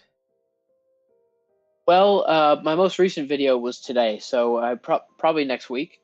I'm thinking about the story that I'm going to use for next week. It's probably going to be another experiment video because I've been dabbling in those creepypastas lately. And that's why I created a separate playlist for them on my channel. It's called The Doctor's Office. Basically, it's where all my experiment creepypastas are going to be. But there is one creepypasta that I've been looking at lately. It's called I think it's called Patient Number 00179883. I think it's called. I can't remember if that's the exact number. But it's basically about a patient who gets admitted into a mental hospital after apparent self-harm, and he claims that there's a female spirit or personality that is stalking him, and he keeps warning people oh, she's going to come and she's going to hurt somebody, but nobody listens to him. They just think that he's a schizophrenic. And then it's basically just it's in orderly form where it's kind of it's posts that are being written into a logbook. So it's so and so 0700 hours, subject number 00179883, written by Dr. So and so, and then it's just talking about what's going on with the patient. Okay. That's pretty cool.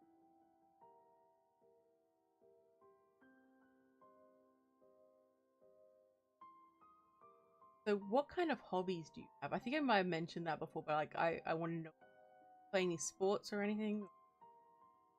I mean, I'm not really a sporty type of person. I do enjoy watching sports from time to time, but I'm not as into it as my brother and my dad is. But there are some sports that I like, more specifically frisbee. I do enjoy playing frisbee. I do get out. Excuse me. I do get out and play golf from time to time with my dad because we belong to a country club. So sometimes we go out and we play golf. I also enjoy mini golfing because you can get more creative with mini golfing. Nice. I haven't been mini golfing in a while. If you, for those of you who enjoy mini golfing, and this includes you, lady, I recommend that you guys go to Maryland, specifically Ocean City, because they have mini golf courses all over the place. Ooh, nice. Literally. I remember I went there on vacation a couple of years ago with my family. There were a couple of instances where I saw 2 or 3 mini golf courses right next to each other, and I was like, oh my God, this is like mini golf ground zero. Yep.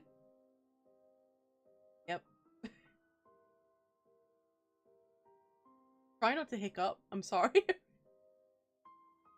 My bad. Oh, frisbee golf. Richard said was talking to me about frisbee golf. I've played frisbee golf once or twice with my brother because there are a couple of courses near where I live. I'm not good at it, but it's a fun sport.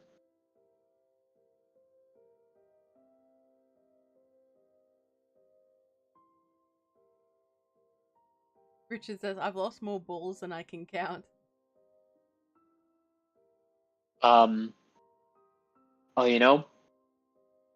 there is one mini golf course that I would recommend to everybody. I haven't played it myself, but I have seen videos of it, and it looks really, really cool. It's an indoor mini golf course in San Francisco, and it's like very, very high tech and very, very, very, very creative. There are like very interesting holes. It's not what you would expect at a typical mini golf course. Um, it is definitely interesting. I don't think I would do it justice by trying to describe it. So I think you guys may want to look it up after the stream, of course. Oh, yes. After the stream. After the stream. So have you met anyone new in the horror community that that you showed around like other people did when you first started out? Not really. No, I've seen a couple of newbies here, but I've never really like showed them around or like showed them the ropes. I would want to, because I would love to teach somebody how to be a good narrator. But yeah, I think like the closest I've gotten was when I met like Duchess of Darkness and Detective Creepypasta. Although I do remember that a couple of times Detective would talk to me and ask me for some advice, and I would give him some tips about certain horror related, like how to make put a few things into videos. And we worked together a couple of times, which I did enjoy. Nice. I think if you are a new creator, for the most part, just talk to big creators like they're. I think that's the best thing, and there's also like little subtle bits of etiquette to keep in mind as well. Like, don't like when you're introducing yourself, don't just like plug your channel right away. Like, maybe reply to their tweets on Twitter. Talk to them through that way. Like, don't seem like you're trying to like push yourself onto them as well. Yeah, I've genuinely found that a lot of creators are very friendly. I agree, but it's something interesting that I wanted to mention, lady. I don't know, you probably can relate to this, but it's kind of surreal in a way because I don't know about you, but with me, I look at these narrators, um, more specifically the bigger ones, as kind of like celebrities almost. So that when I talk to them, or if I talk to them, I can't help but feel a little starstruck. Yeah, that still happens. Like, I still feel that way sometimes. Not as much as I did when I first started, but I think just the main thing is just mind that they are people too, and Yeah, like sometimes I feel really mean because people will be trying to talk to me, and I'm just busy. I'm trying to focus on writing or something, and it's like, yeah, I have to go now, and I feel really mean sometimes, but it's just my energy level drops randomly, and that sort of thing. But I think a lot of creators are friendly and do want to work with people. It's just try to remember that there's a good chance that they've got very, very busy schedule, and to keep that in mind as well. So like yeah, when I hit my 3K, so basically back when I first started my channel, Aries, she's an amazing narrator. She had a thing where she basically gave new narrators an opportunity to start, and I'm going to be doing that myself. So there'll be maybe 5 new narrators who I will be basically giving a short story to, and then they'll be added in, so they'll like be able to get their name out there because just want to spread the love and all that sort of stuff. yeah, yeah. I remember when I first met Lily C Nation. She was one of the horror narrators that she wasn't one of the first ones that I found, but I did find her in a big collaboration video that Southern Cannibal made a few years ago. I think it's gone. I think he took it down, but I remember she was in it. She was towards the end of the video, and I remember listening to her at the time. I remember listening to her. I was in high school at the time, and I remember thinking to myself, like, "Oh, she's a cool narrator," but it never ever crossed my mind that we would ever become friends. And now that I am a horror narrator, she and I are good friends, and we sometimes talk. And she lent her voice to my Halloween video, so it's nice how you meet someone or you see someone in a certain setting, but you don't think about it past that, and you never think about how you could become close with that person, and then when you do, it feels very surreal. It does, like it really does. See, like I didn't expect to like be able to work with certain creators, and I have. I was like, oh my god, thank you. I remember being at HorrorCon and someone came up to me and they were so excited to speak to me, and I was just like, okay, thank you. I didn't expect it, so it was sweet. Is HorrorCon like a real place where everybody goes, or is it like an internet thing? No, it's on VR chat. You basically, there's like a world. If you're a creator, you can have your own booth. Okay, because I know that there are like, yeah, because I know that there are like horror movie conventions Mm, where like there are real booths in like a big room somewhere. mm. So I'm not sure. I wasn't sure if it was something like that, but or something different. Oh, I get you.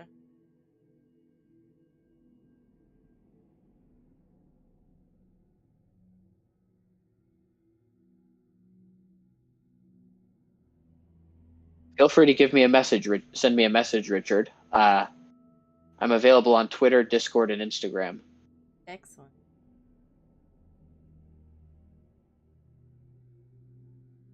Laura says, I relate to that lone wolf. Like I was just a random fan of ladies way back. Now I get to help her in addition to enjoy her content. Oh, Laura, you're so sweet. So sweet. Yes, Alternative Night, you do need to return to narrating. And I have a collab with your name on it. Actually, I need to finish the story. But so I have to threaten you later. But Hopeful says, that kind of reminds me, when I first followed Lady on Twitter, I never really thought much of it. A good narrator to listen to and whatnot. And now she's got a good place in my heart as time went on. Oh, Hopeful, that's so sweet. That's really, thank you. I feel a similar way towards you, lady, because I remember like when I first saw your channel, like I think like one of my very first videos that I saw that you made was the first Christmas entry with Santa. Um, Oh, yeah, that one. yeah, I'll never stop bringing that up, especially around the holidays. Whenever I see whenever I see oh my gosh, At Chatter. Mad Chatter, thank you. I for a second I couldn't remember who that was. Whenever I see him, I can't help but say hi, Santa. he, he Yeah, but plays in him. oh, so, no, but yeah, he is a really good narrator. But when I saw that video, and then when I saw um your your first live stream that I've seen past that, I was like, oh well, you know, like she's a good narrator. Very she's very funny. She's very nice, and she has a great sense of humor. But I didn't really think anything past that. But now, a couple of years later, I consider you as one of my very good friends, Oh, Lone almost Wolf. like a big sister to me. Oh, I'm happy to be your big You and Miss Creepy Tales, you're like my big BB sisters. Oh, that's sweet.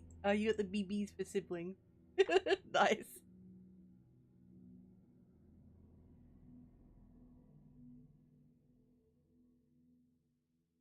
Adam says, Adam remembers meeting Lady. It was an experience that happened. Poor Adam. I bet he regrets that day of meeting me.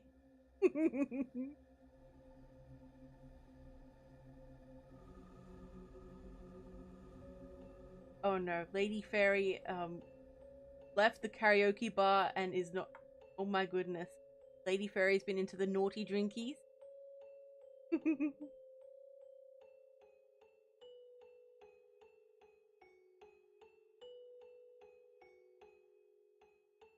Okay, so you mentioned before that like creepypastas are kind of like urban legends of the internet age. I think Emily mentioned that as well. But like, so urban legends are designed to like teach lessons and things. So, do you think creepypasta teach lessons, and if so, what kind? Well, I'm not really sure. I mean, I feel like with some creepypastas, they're less of a lesson teacher and more of an informant. I feel that way with a lot of monsters in monster related things because like with mythology and like ancient cultures with the mythology, most of that was created to inform people of real life dangers. Mm. Like far off example, but I'll give it to you anyway. There was in Greek legend there was Medusa, and her hair was made of snakes. And I'm pretty sure in ancient Greece and in the surrounding area there were a lot of venomous snakes. So people learned to fear snakes and stay away from them, or something similar.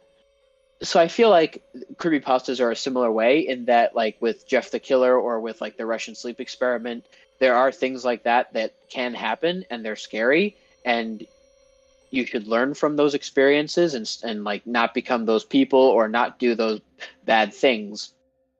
And with things like Robert the Doll, I mean, it's just like I feel like with Robert the Doll specifically, it's like you should be wary when it comes to dealing with supernatural things or things surrounding like voodoo or black magic or something like that.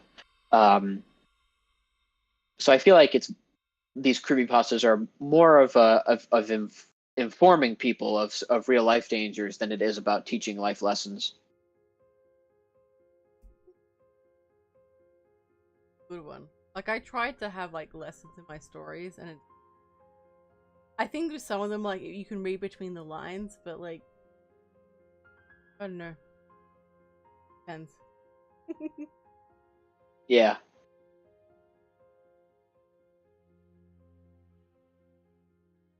Lady Fairies deliveries. Adam says, Lady seems so cool and organized. A person of her word who would hold up her end of deals when she made them. And then, little did I know she was a nutty nerd who had admitted to not wanting to give me the potato bake recipe because it became a meme now and she doesn't want the meme to end. Hey, I am cool and organized and I do keep my word. I just never said, you never gave me a date of when you want it. So, I mean. I feel like Adam may create a. Oh, sorry. Oh, no, it's okay. Go on. I was going to say, I'm pretty sure Adam is going to end up making a meme of that at some point. Maybe. Yes. I'm pretty Mr. sure. Potato Bake. No, he has made several potato bake memes. I've got like a big file. I've got a big folder on my computer dedicated to the memes that Adam has made. He is the Lord of memes. Yes. There is only one Lord of the memes, and he does not share power. Or his bones too. Well, that's debatable. Oh. There's like this war over Adam's bones that's happening.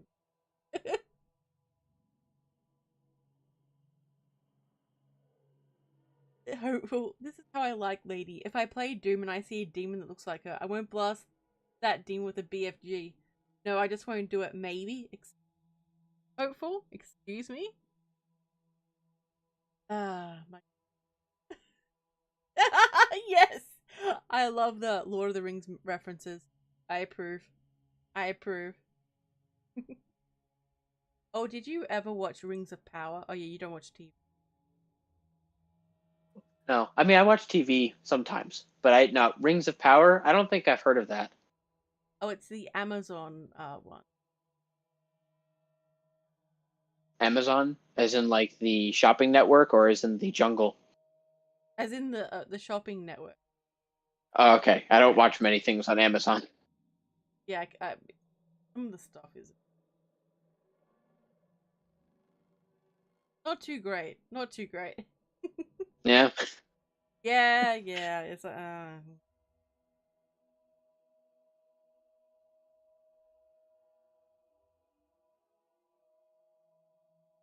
why are you like this, Adam? Why are you like this?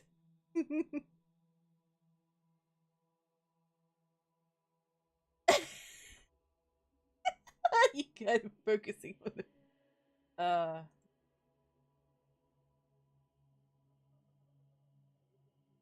I need a sippy sip while you guys are.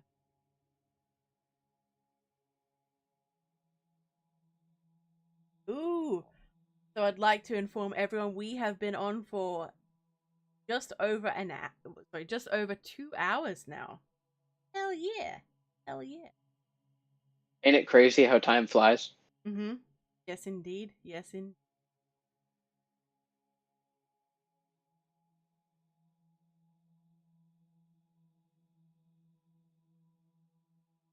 Oh my god. Laura is subtly saying to stretch again. So be right back, guys. We're getting up to stretch. So we're gonna be muted.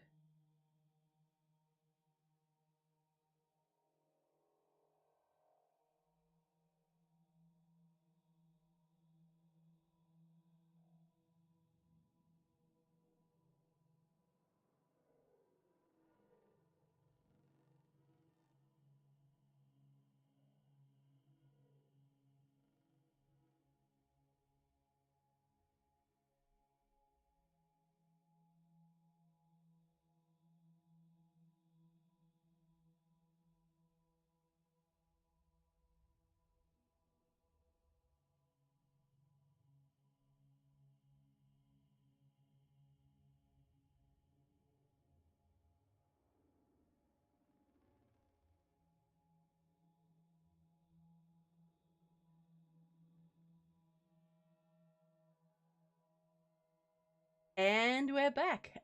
Thank you for your patience, everyone. It is greatly, greatly appreciated. Oh, you're still here. Excellent. The night is still here. So is Lizzie. Hi, Lizzie. Excellent. Excellent. Dun, dun.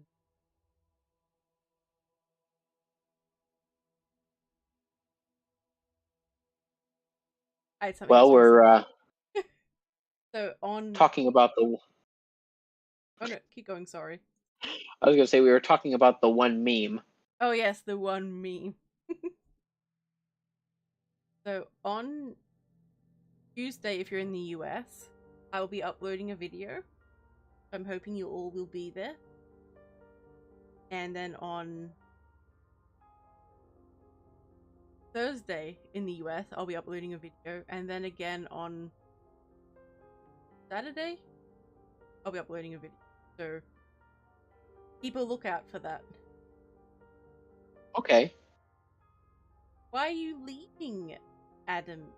Why would you? But feel free to ask the good lone wolf any questions, any comments. So is this Adam? That's Adam. Are you still here, or is this Adam's twin brother, Adam?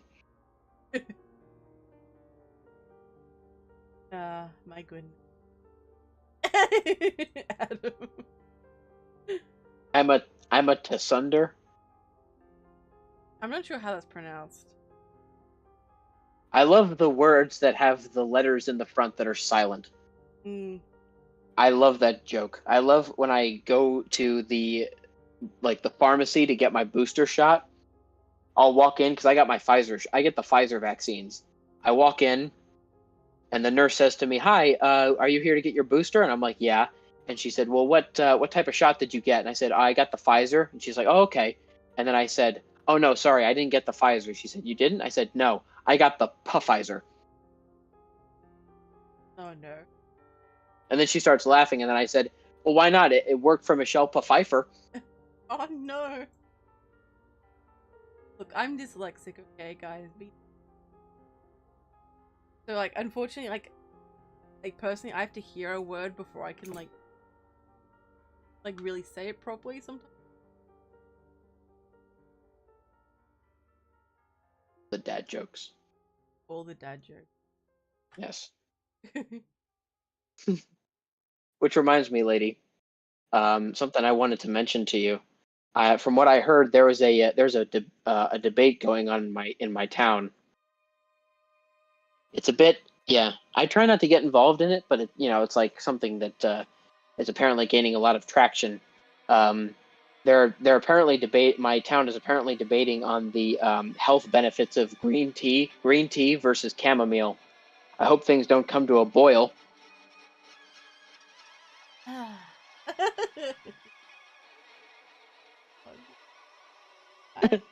September's probably gonna hear like dad jokes.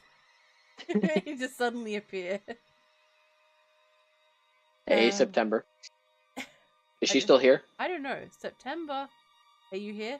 Hey, Mikey, one of my beloved channel members. Hello, hello. Well, we've been on for about 2 hours now, but better late than never. Hi, hey, Mikey. On a side note, I noticed that you subbed to my channel, so I just wanted to say thanks. It means a lot. Hell yeah. Oh yeah. We are a very supportive and loving place here. Feel the love. Yeah. You feel it?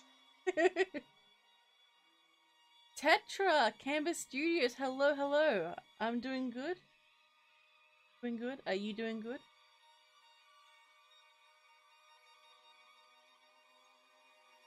Oh no, Adam. Oh my god. Adam, no, bad. Oh. I'm not reading that. It's like... Speaking of which, that actually reminds me of a joke that I heard. Lady, have you watched the movie Mary Poppins? Yeah, but it was a long time ago now. Oh, I love that movie. I love the classic Disney movies. They're so good.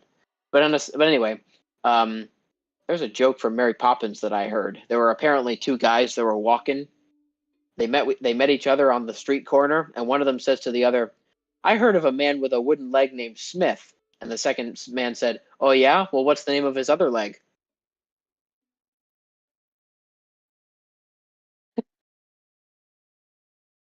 Adam, no. Adam, stop. It's okay, hey, Mikey. It's okay.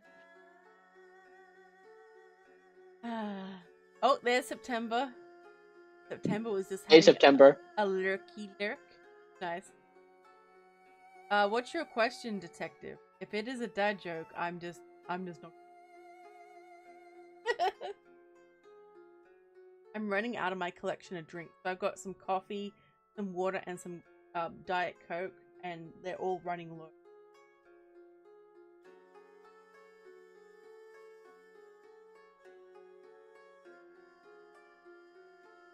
Hopeful says, I remember when I got my at work. Oh well, vaccine. I was terrified because of needles. The pharmacist was like, "Oh, don't worry, nobody likes shots. Even if you do, you're a weirdo." Continues. I was like, "The only shots I like are the alcoholic kind." Made him laugh.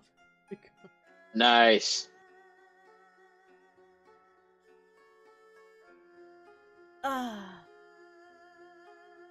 I did get water, but I didn't walk into the kitchen to get. Adam, goddamn. You can give a dad joke first, detective, and then do the real question. Oh, jeepers, Adam.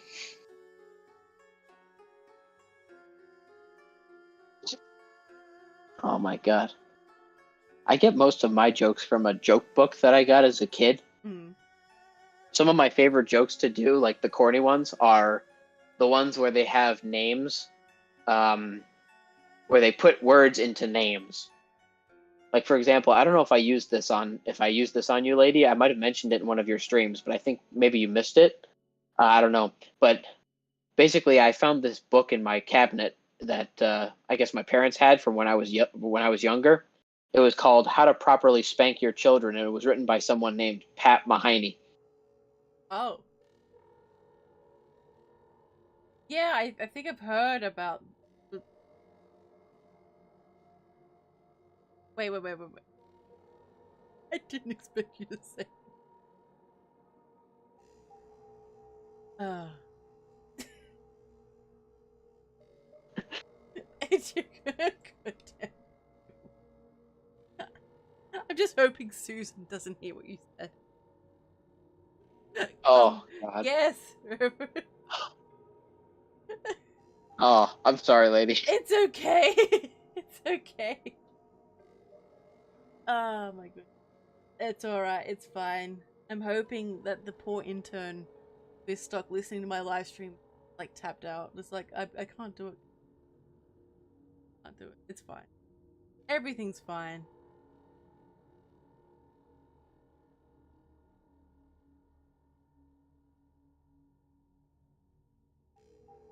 Oh, detective. God no. So, you're not a fan of gore. So, what do you think of the Japanese approach to horror, compared to, say, Western horror? I haven't seen that many Japanese horror movies. The closest Japanese horror movie, the closest thing I've seen to a Japanese horror movie would I would say be Train to Busan. Okay, I don't think I've seen that one. Oh, well, it's based in Korea, so Okay, might be one I'm gonna have to check out some. yeah, it's another one of those zombie apocalypse movies. Although I didn't see it in full, I saw the kill count video of it, which was good enough for me, especially with the zombie movies.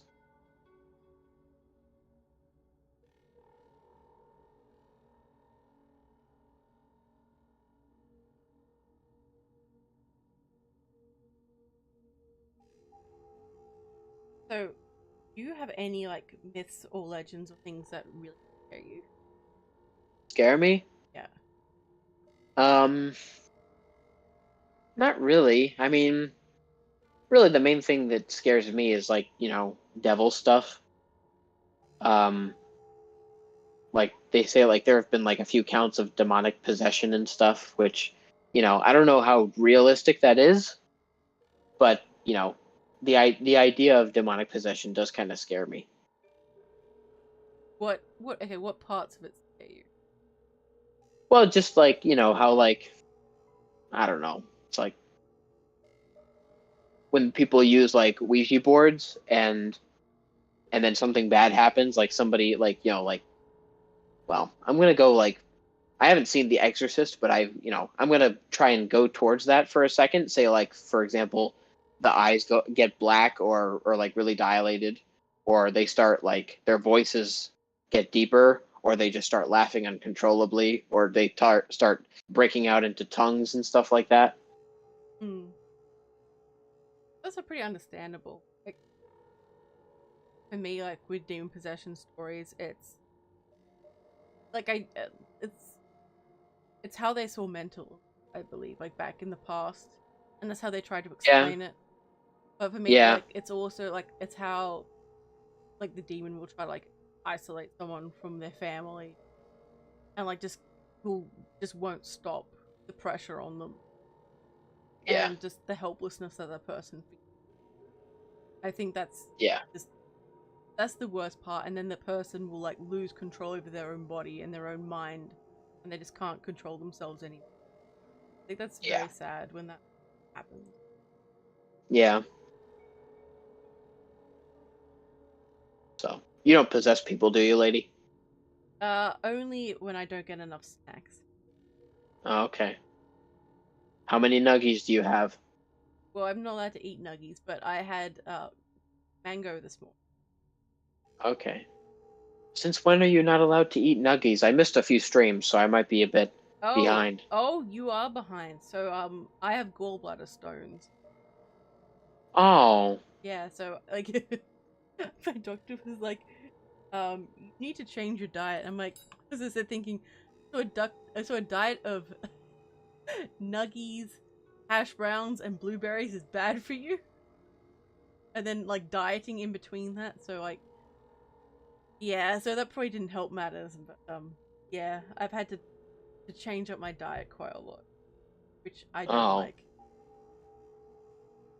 You gotta do it. Yeah, I get really like it's really painful when it does flare up, so I instantly suffer from. I'm sorry to hear that. Yeah, like it is what it is. Like I'm not upset about it or anything. And at least it wasn't say my heart or my kidney. Like that sort of thing. It could have been Yeah. worse. But Yeah. serious. Well, I hope you get better. Thank you. I hope so too. Yeah.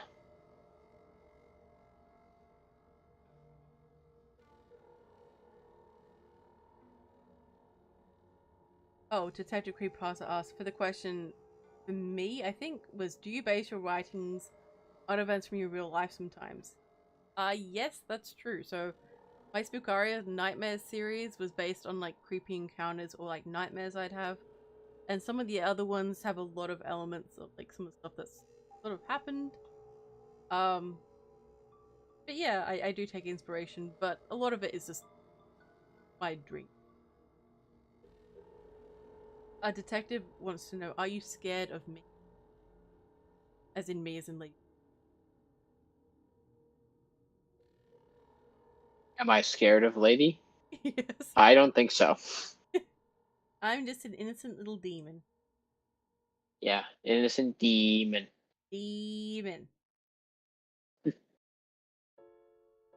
Oh, thank you, everyone. I'm okay. I promise. Um, Hopeful says movies with demon possession that end in someone going into an asylum. It makes me think: what if some asylum patients are genuinely telling the truth about being possessed, but nobody believes them? Ooh, Yeah. very troubling. Yeah.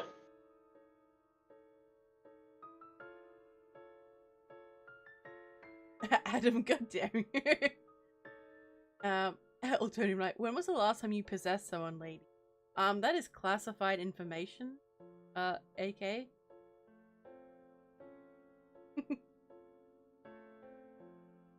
Adams. 40 Adams. Laura. Right, let's. So, you're a student. So, do you drink a lot of caffeine by any chance? Is there caffeine in soda? It depends on the type of soda. There's a lot of sugar though. Yeah. Oh yeah. Because I drink a lot of soda. What kind of But soda? I like root beer. I like Dr. Pepper, Mr. Pibb, cream soda, orange cream, which is like heaven in a bottle. I don't know half of those brands. I think most of them might be American brands. That's probably it. Maybe. Yeah. Well, yeah. There's like Dr. Pepper, which is really good. Cream soda, which is really good. Dr. Pepper and cream soda, which is heavenly. I remember the first time I drank Dr. Pepper and cream soda mixed together, I took a sip and I was just like, St. Peter, is that you? Nice. I was like, take me now. I'm just kidding. No, but it is really, really good. It's very, very good soda. I try to limit how much soda I drink. I try and reserve to drinking soda only on the weekends because I know that soda, like all that sugar, is really, really bad for me. Just like in general. Um, But yeah, caffeine. I don't know if caffeine is in soda, then yeah, I do drink a lot of caffeine, I guess, because I like drinking soda. But I don't like drinking coffee. For me, coffee is just like too bitter. But you could just add sugar to it. I could add sugar to it, but I don't know. For me, it's just like the idea of drinking coffee just doesn't. It's not really, it doesn't really attract me. Okay, that's fair. Hashtag try Dr. Pepper, lady. Guys, look, someday Yep. I will. Look, if someone gets it for me on my Throne account, I will drink it. How about that? Trust me, it'll be the best doctor you've ever met. I'm kidding. Okay. No. Okay. I also like Shirley Temples.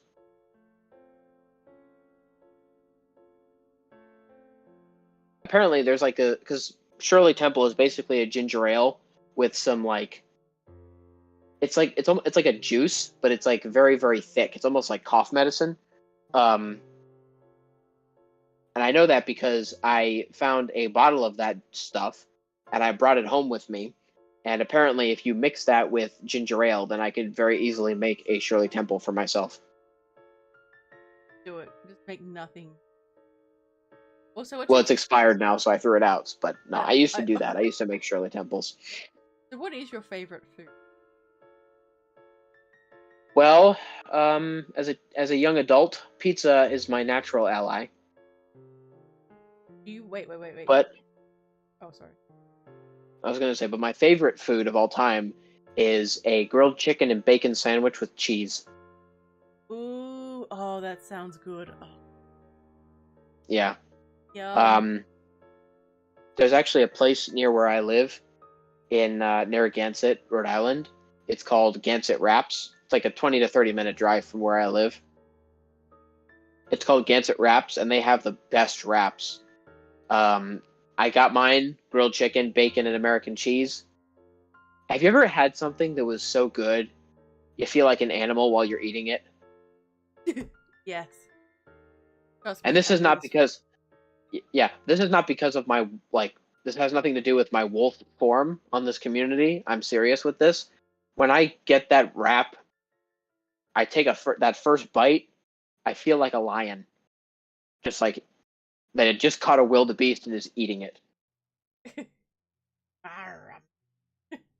Yeah, that's literally what it is. And my family is looking at me like, he's just like, why are you eating it like that? I mean, look, I don't judge. There is no judgment. Because like I may get really excited over chicken nuggets. Okay, we all know I get really excited about chicken nuggets, but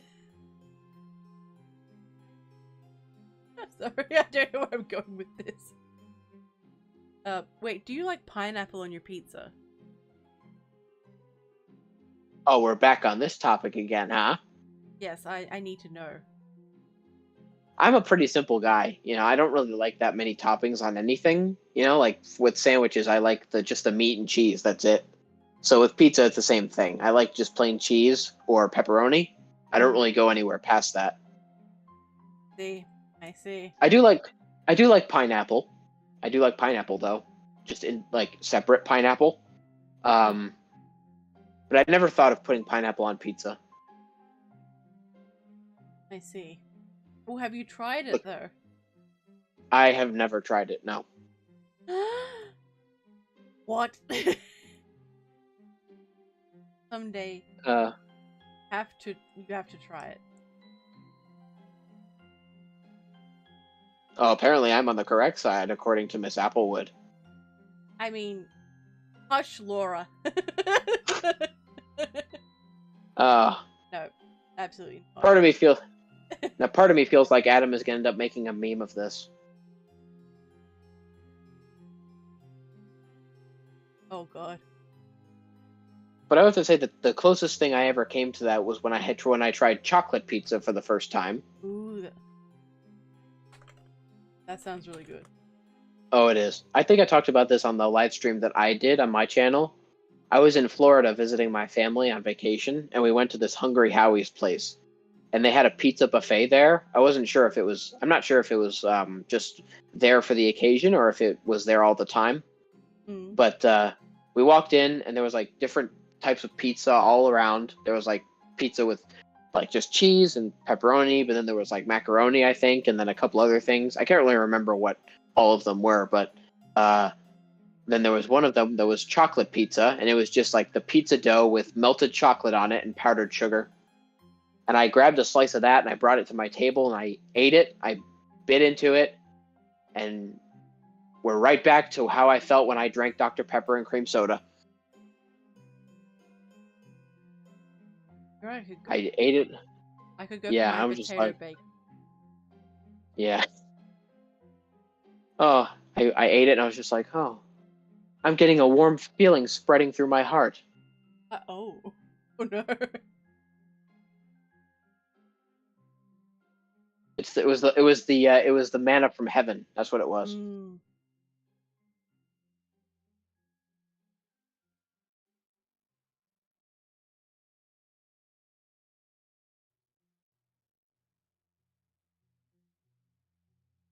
Mac and cheese on pizza. My goodness. What the hell? Part of me wants to try it though. Oh, I mean, pineapple on pizza. Not that big of a leap. Purple says, to be fair, lady, you get excited with food in general. I mean, look, you're not wrong, okay? I love food. I really. Me too. I just enjoy eating. Yeah, me too. I really like getting food, sharing food. Yeah. I guess that answers your hobbies question. You'd be like, "What? Do you have any other hobbies, Lone Wolf?" Here's one: eating. Nice. Yeah, eating and watching YouTube. So, the Lord of Me blessed us. Oh yes. To be honest, I was wondering if there was going to be a meme in this stream. I was like, I feel like something's missing from this stream, and then it hit me. Where are Adam's memes? Nice.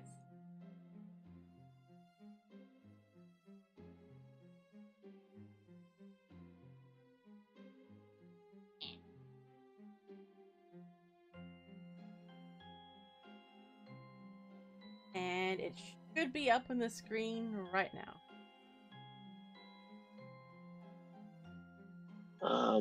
I'm not seeing it just yet. Oh wait, here it is.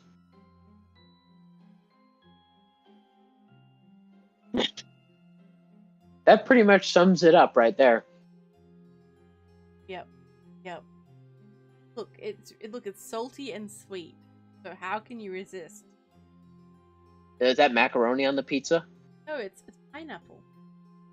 Oh, I thought that was I thought that looked like pasta. Okay. People who just come in and be like, what the hell is that? There we go. I mean, they should know better, Laylee. Food is one of the 3 things you and Miss Creepy Tales enjoy talking about. That is true. To be fair, that is 100%. We just talk about food most of the time. Okay.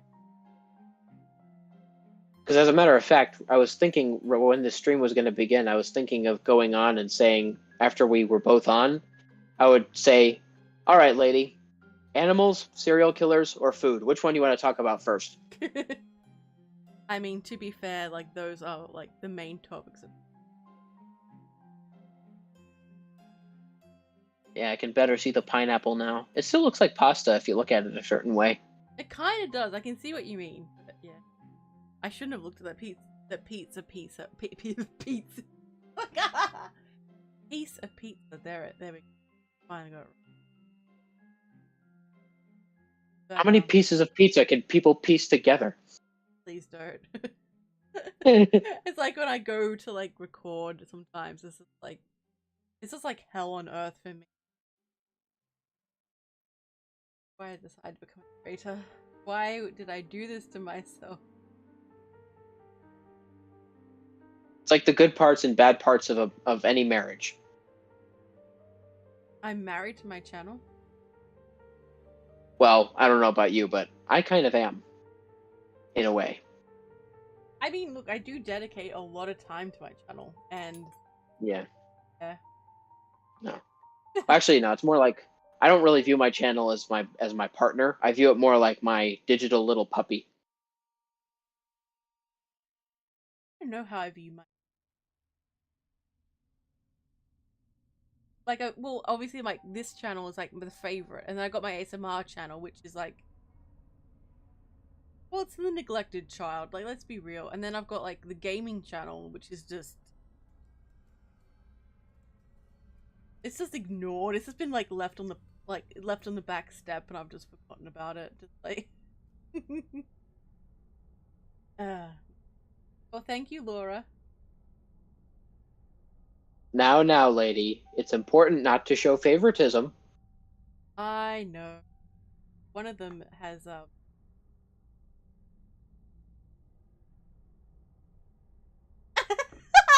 Adams. What happened?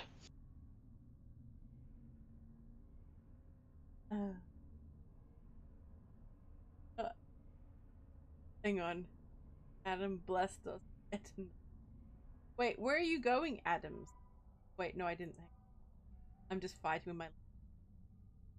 But the Lord of Memes has blessed us with yet another meme. Hmm. Oh my god, he says we are being blessed, but the memes. All. And so it begins. It began with the forging of the great memes. Wait, what's this? Oh, that's another layer. This.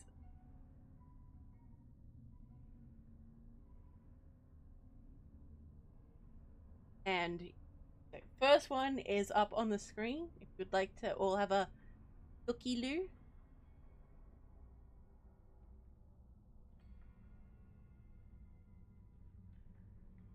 We've got 20 people here. Nice. What Hell the yeah. heck am I looking at?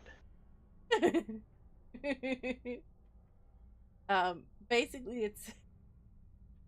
it says the chat lady wolf where Adam meme, and then it says Adam, but when the world needed him most, he vanished. So why would you want to That's escape Adam? that's deep right there. Mm-hmm. Poor Adam. Adam. You poor us. Lady, I forgot something. Yeah, that's okay. I feel called out, Adam. I think I'm gonna post this on my ASMR.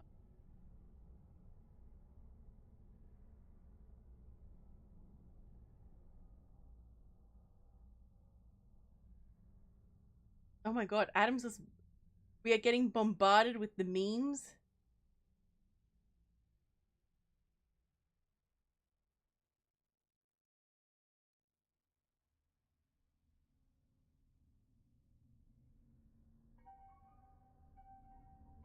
I think Detective Creepypasta may have a meme.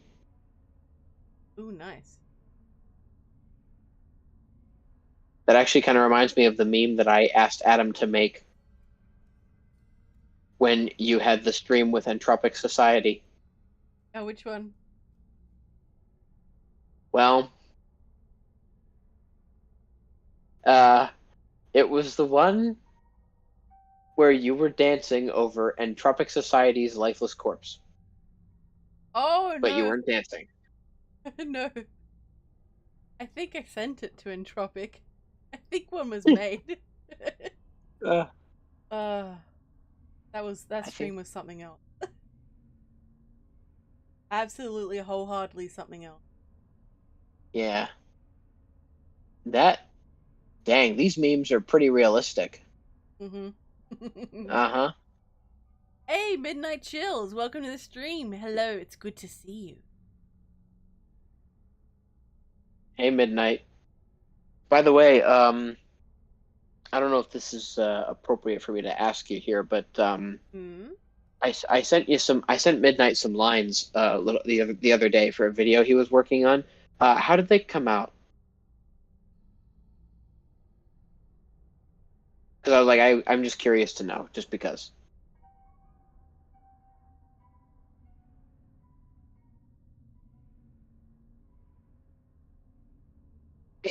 Yes, Adam, it was interesting, but when Lady and Entropic Society were talking about that on the stream, I was like, you know what?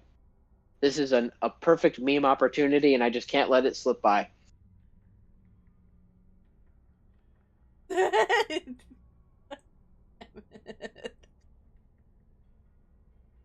I feel attacked right. Waiting for. I need another screen with my.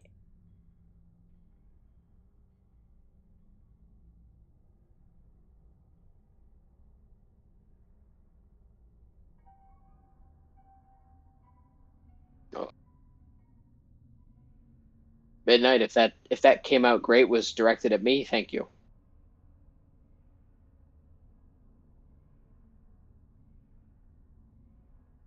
Hell yeah. So I'm just fighting with my layers. Lone Wolf. Um, Yes. talk to the people. Talk to chat. Okay. Okay. Keep the chat entertained. So, how was your weekend? It's like I'm putting you on the spot. Like, come on, say hello. Uh, Lovely weather we're having.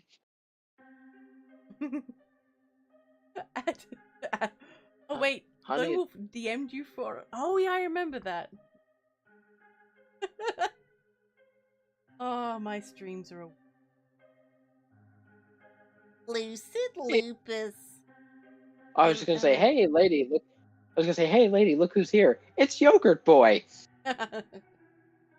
Oh, it's good to see you, Lucid. Good to see you. Can I juggle, Laura? No, I cannot juggle. I've tried to juggle. I couldn't even catch the first ball.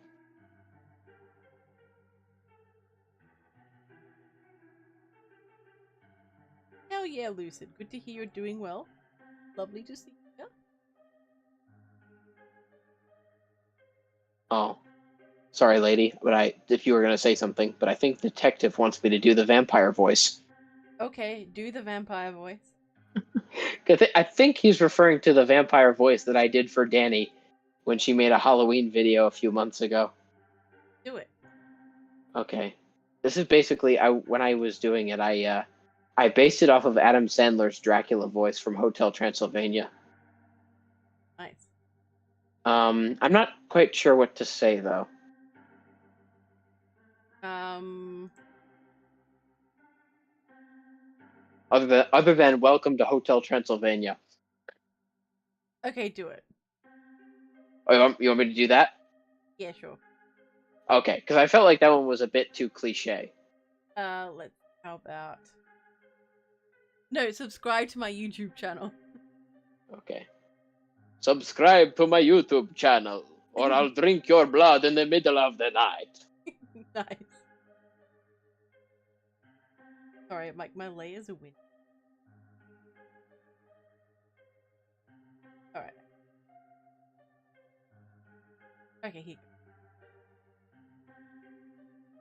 Nice, nice, very good. Ask Adam whether Adam has brought the memes. The Lord of Memes. Oh my god! Oh my god! These memes are getting depressing, lady. Come on.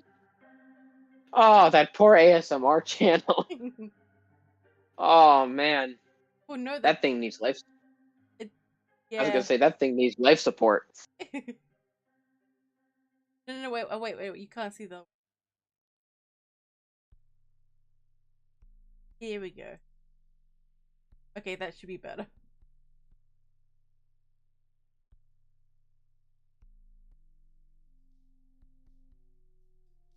Sorry, my bad, my bad. Oh, jeepers! Dear God, Adam, Yep. why? Oh, thanks, Richard.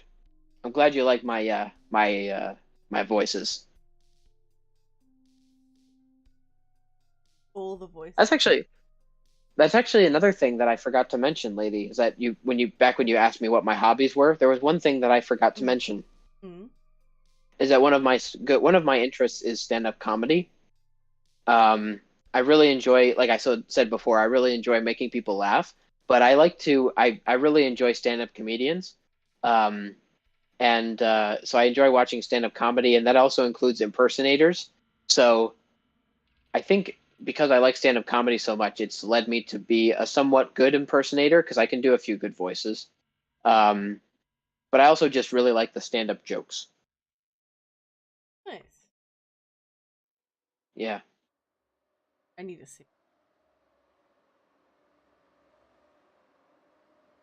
So we're probably gonna go on for about another maybe hour or so, maybe depending on how it goes. So after this stream, I'll be linking to Dodge's stream so we can all raid Dodge. Wow. But does anyone have any more questions for Lone Wolf?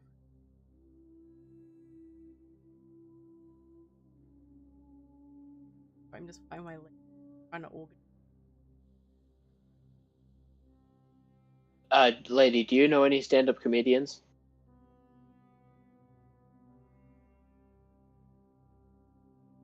You know when you know their face but you can't think of their names? That's how I am right now.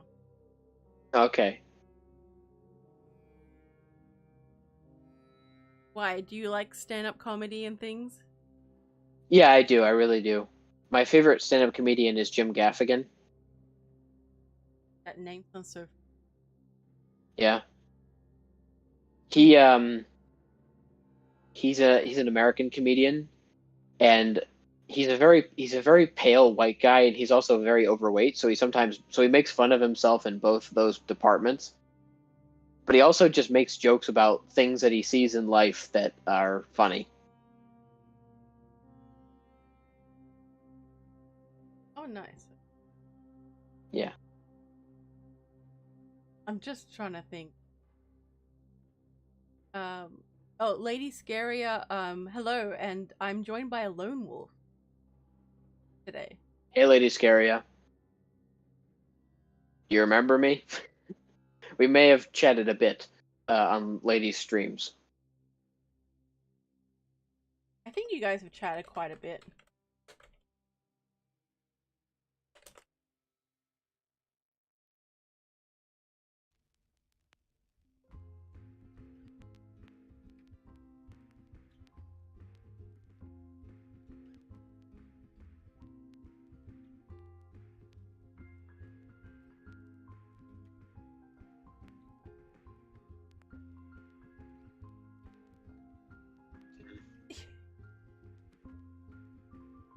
Okay, so wait. So you know how you said like possession, like stories with demonic possession and things like you know freak you out because you lose control over your body and everything. Yeah. So how do you feel about say body invasions like insects or something? How does that make you feel? I mean, just the idea of something crawling around in there is just gives me the willies. Yeah. I have something similar to that right now because, you know, being a wolf is fun and all, but the fleas are absolutely unbearable. Ah, you had to mention flea. Ah. I'm kidding. Do not want. Do not want. Is Susan gonna have another problem? No. Susan, hopefully. Oh, okay. Because I was like, oh, because I was like, I don't want to say something that I think is funny, but then it turns out Susan gets mad. I'm hoping Susan will be. Hoping. Look, everything will be fine. Everything's.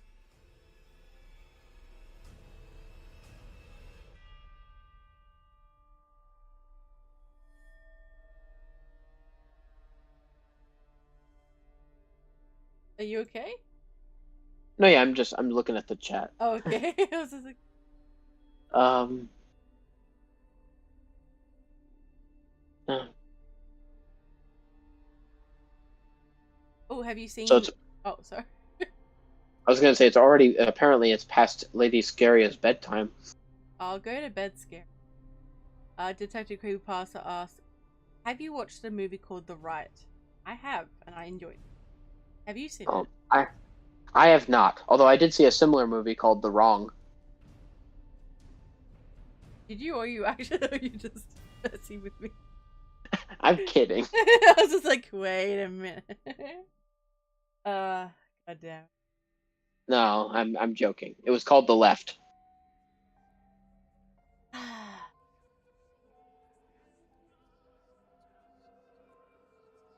God damn. Bruh. Yeah, bro, that's going through my head too. Uh, Uh, I love the dad jokes. all the dad jokes. Yeah. Also, I don't know if you've heard this, but I heard something on the radio a few years ago that talked about how people laugh more generally live longer. Mm. Yeah. That's So true, I that's think. I think yeah. So that's another reason why I enjoy making people laugh. Yeah, that's it's plus, laughing and enjoying things, a lot of things. Like the hard times a lot easier. Yeah.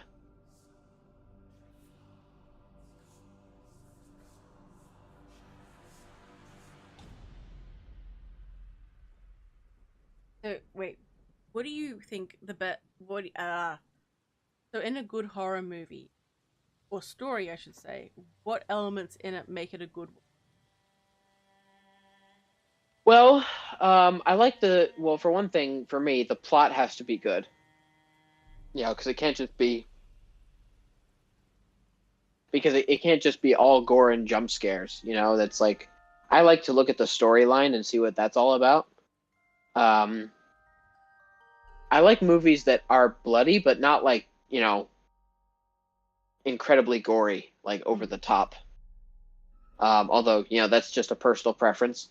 Same with jump scares, but yeah, for me, it's just all about the storyline and how realistic it is and how it's delivered.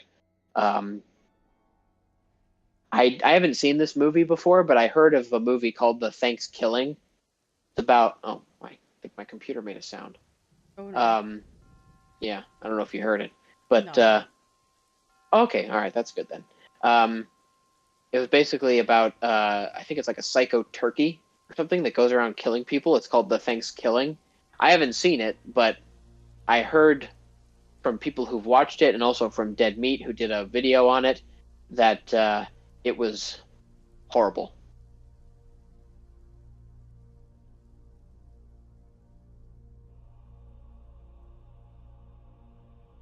Um, Sorry, I. Thanksgiving is a holiday classic. Oh, okay. Yeah, I. Thanksgiving isn't a thing in Australia, so when people talk about movie things referencing, I'm a bit confused. Oh, Sorry. I'm sorry. I should have known. I'm sorry. No, no, no. It's okay. It happens. It happens. Yeah. Have you heard of? No, you know what Thanksgiving is all about, right? Oh yeah, I know it. I know it's about. Yeah. Okay. Um.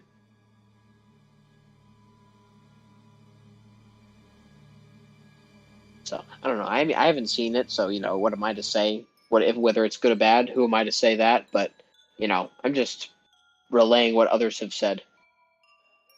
Okay. Maybe I'll check it out sometime. Yeah. Didn't. um. Let's see. I mean, I think the Texas Chainsaw Massacre has a pretty good story, especially the first one. Um, because I'm pretty sure it's based loosely on a real life serial killer who made like furniture or something like that out of like parts of people. Hmm. Yeah. I can't remember his name though.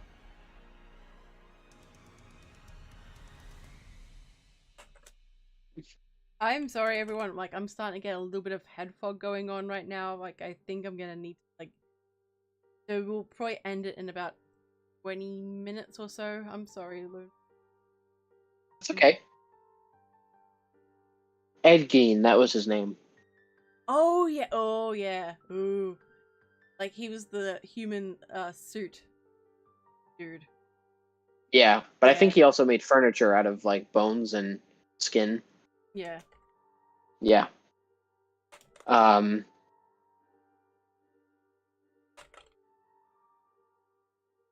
What is, Adam? What movie is it?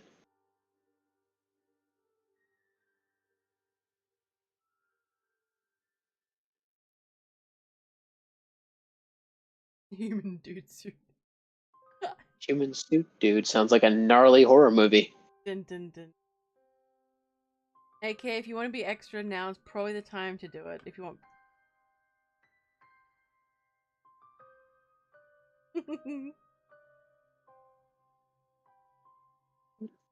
Yep, what Emily Darn. said. He made furniture, he used skulls as bowls. And yes, lady, he's correct.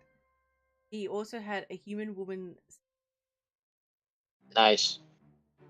He also had a belt. I'm not sure if I can say this without. No, I can't. I can't think of, like, human chest buttons. I don't know. Can I say boobs? Stop it. He had, like, a belt of, like, nipples. Oh. Yeah. Oh. Yeah. Look, I'm giving up on trying to send off right now. I'm like, human chest buttons. What the hell? Look, I'm tired.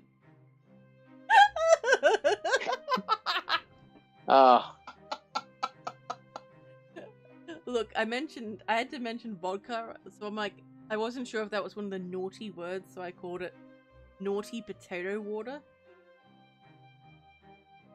okay. I remember a previous stream like about a month ago when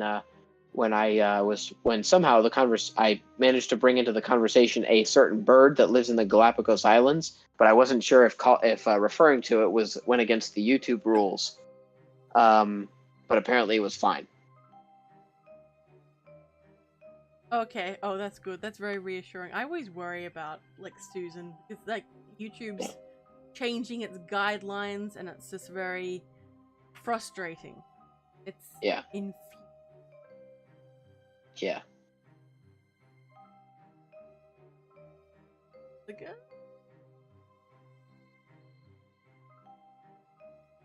I appear in a black and brown fancy suit with a black cap with red feathers in it, dancing ballet in the dark. That's very extra of you, AK. Where is your sword alternative?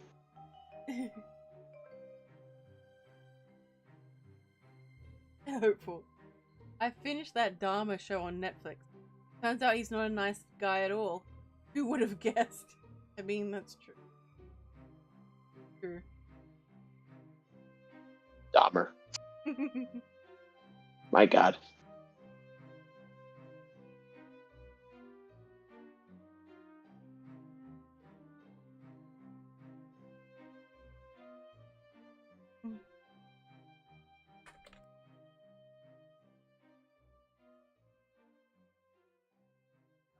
I'm looking at the chat. It's okay, it's all good.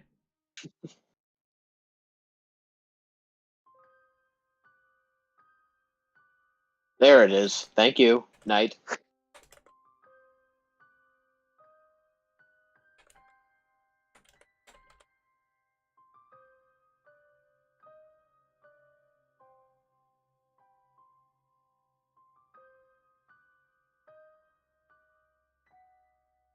Does Indiana Jones. I love Indiana Jones. Yeah, it's one of my favorite movie series. What do you like about it? I like the action in it. At least in the first trilogy. You know, I don't really care for the fourth one. Why don't you like that one? I don't know. I guess it just seems kind of, they used a little too much CGI in it, I think, and also aliens. Okay, that's fair. Yeah. I mean, like, I know, like, the Ark of the Covenant and the Holy Grail referred to the power of God, but it's a little bit more. It's a little bit more. It's a little bit easier to understand just because it's based in Christian religion. Oh, okay. You know. Yeah. I haven't seen. I'm so behind on what. Usually, I need someone else to sit there, like, poking me and be like, "Hey, watch this." Otherwise, Yeah. it's. Well, Raiders of the Lost Ark is a very good film. It's a borderline R-rated film at some points. It's PG-13 rated, but it's there are some parts of it where you think this belongs in an R-rated film, especially towards the end. Those who've seen the movie, you know what I'm talking about. It's so terrible. It's like, I haven't seen. Wait, Adam says, I haven't seen the new Uncharted movie. Is it good? I have not. Have you seen it?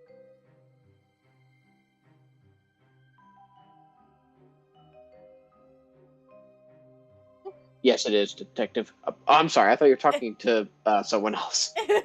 You're the one who's sitting here, Lou.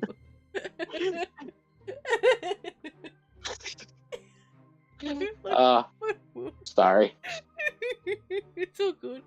Are you tired? Hello, Sir Chath. No. Welcome. No, I'm okay. I was a bit caught up in the chat because I saw that someone sent me a message. Oh, it's okay. It happens. It happens. Yeah. What was the question again? Have you seen the new Uncharted movie?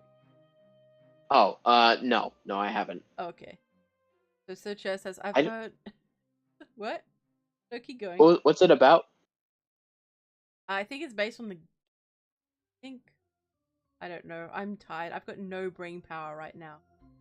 I'm functioning on fumes of like coffee right now. So it's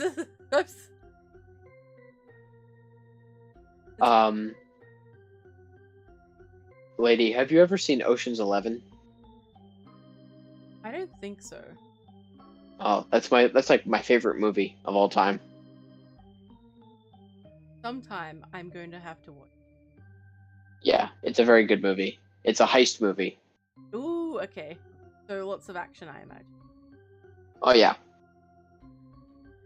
Lots of action, but also just lots of conning.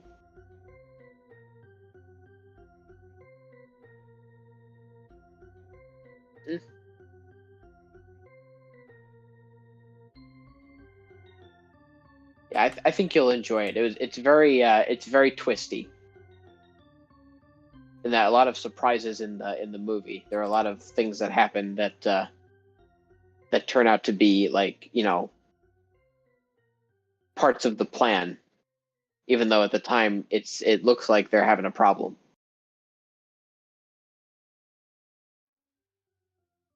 Hang on, I'm sorry. Just I got the DMs. That's okay. Oh, Chaz came from Interscare. Nice. So, not next week, but next week, Interscare will be joining me on my channel at this time slot. So, we'll be hanging out. It'll be a lot of fun. Next week, I'm going to be. I don't know yet. I'm not very organized. Sorry, lady. Did you said not next week, but next week? Did I say that? Oh, sorry. Next. Clearly, like I should. I need to stop. Well, I'm still ahead. Lone Wolf, do you have anything you'd like to say to the people? Chat? Well, I think mostly what I want to say is, thanks for sticking with me, guys, and I appreciate all your support. For those of you who know me, I hope to see you soon in my wolf den for another video. And for those of you new who don't know me personally, feel free to stop by. And I hope you like my videos. And please consider subscribing if you if you're new and if you enjoy my stuff. Hell yeah, hell yeah.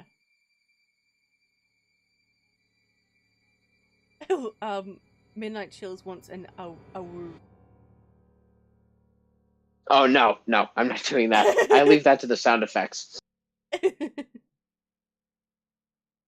Okay, look, that's fair enough. So I'm just posting your linky loo to your channel. Thank you.